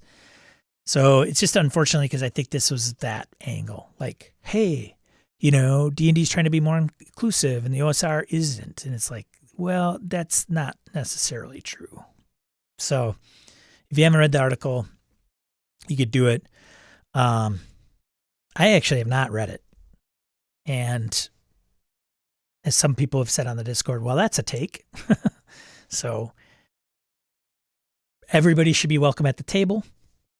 You should be so lucky to find a group that you like to play with that loves playing the same game in the same way, with the same style, all that other stuff. And if you're not, then you should find a different group if you can. Because it's life's too short to put up with a shitty game group. Sometimes easier said than done, though. I totally get it. But anyways, I think that's it, man, for this week. I mean, there was a couple other references to the open game license thing where it's like this article. I'll post a link to it because I think there's some validity here too, as another attorney's stuff. And I think in this article specifically, it goes into kind of saying like, you don't need the OGL. You don't need the OGL. As a matter of fact, there's an SRD. So use the SRD. The only problem is there going to be an SRD with one D&D? I don't know. So I think everything's like waiting on this new thing. And things, some game companies didn't want to stand around when this was the 4th edition contemplation, and that spurred Paizo to come up with Pathfinder, the role-playing game, not Pathfinder, the product that I already had in the brand. But I don't know. I think when something bad goes on, there's something good that comes out of it. Now you got a boogie. Yeah, you'll be back. I'm just kidding. See you, Orcus. Check out Orcus Dorcas and the Titter Pigs podcast. And he does his own YouTube, so check out that. He does a lot more content on his channel than I do on mine. So does a lot of page throughs, goes through a lot of RPG books. So check out Orcus Dorcas's. I think that's the name of his channel, Orcus Dorcas's RPG shenanigans. I don't know. I don't even know if the guy's really Irish, but whatever. I guess he can use shenanigan. It probably falls under OGL, I'm guessing. OpenGL. Anyways, you guys lasted. You guys are the marathoners. Thank you so much for sticking with me. I really appreciate it. I know it's not a fun topic for everybody, but I think it's important. And frankly, at one point I was like, no, I got this figured out. And I'm like, whoa, there is some stuff that's really it's gonna have a fallout. And they may change it. 1.1 may be completely different when it hits the tables. And a lot of people say, no, we're not interested. Sorry, come up with something different. I don't know. I guess the question is whether Wizards needs those third-party publishers and what they're willing to do for them, I think is what it's going to come down to. So, Adrian, good to see you. Got to take kids to class, have fun. Lucas, everybody else, Nelson, good. Yeah, see you, buddy. Thanks for tuning in. Always good to see you. Let me know if you need anything. You know the deal. You know how to reach me. Why am I on this screen? You know how to reach me. I want to thank everybody here for supporting me by throwing some shekels my way. I really appreciate it. If you're interested in doing that, you can go to Patreon down below. I've got a link to that. If you found any of this interesting, mildly entertaining, even if you haven't, thumbs down. Hey, that's cool. I don't even know if YouTube cares. You thumbs up, thumbs down, they'll serve it, whatever. And if you haven't joined our Discord, by all means, it's good discussion. Lots of stuff going on. Dungeon 23 challenge. Even if you're lurking, we got plenty of people that lurk. It's okay. It's all good. So remember, be a positive force in the RPG hobby as best we can, right? We got to just be the best good person we can be. I have poker chips waiting at the post office for me now. So it's lunch, then a post office pickup. You're getting poker chips, eh, Victor? All right. Thanks, guys. Really appreciate it. All the best in 2023. Okay? May gaming be great this year for you and yours. See ya.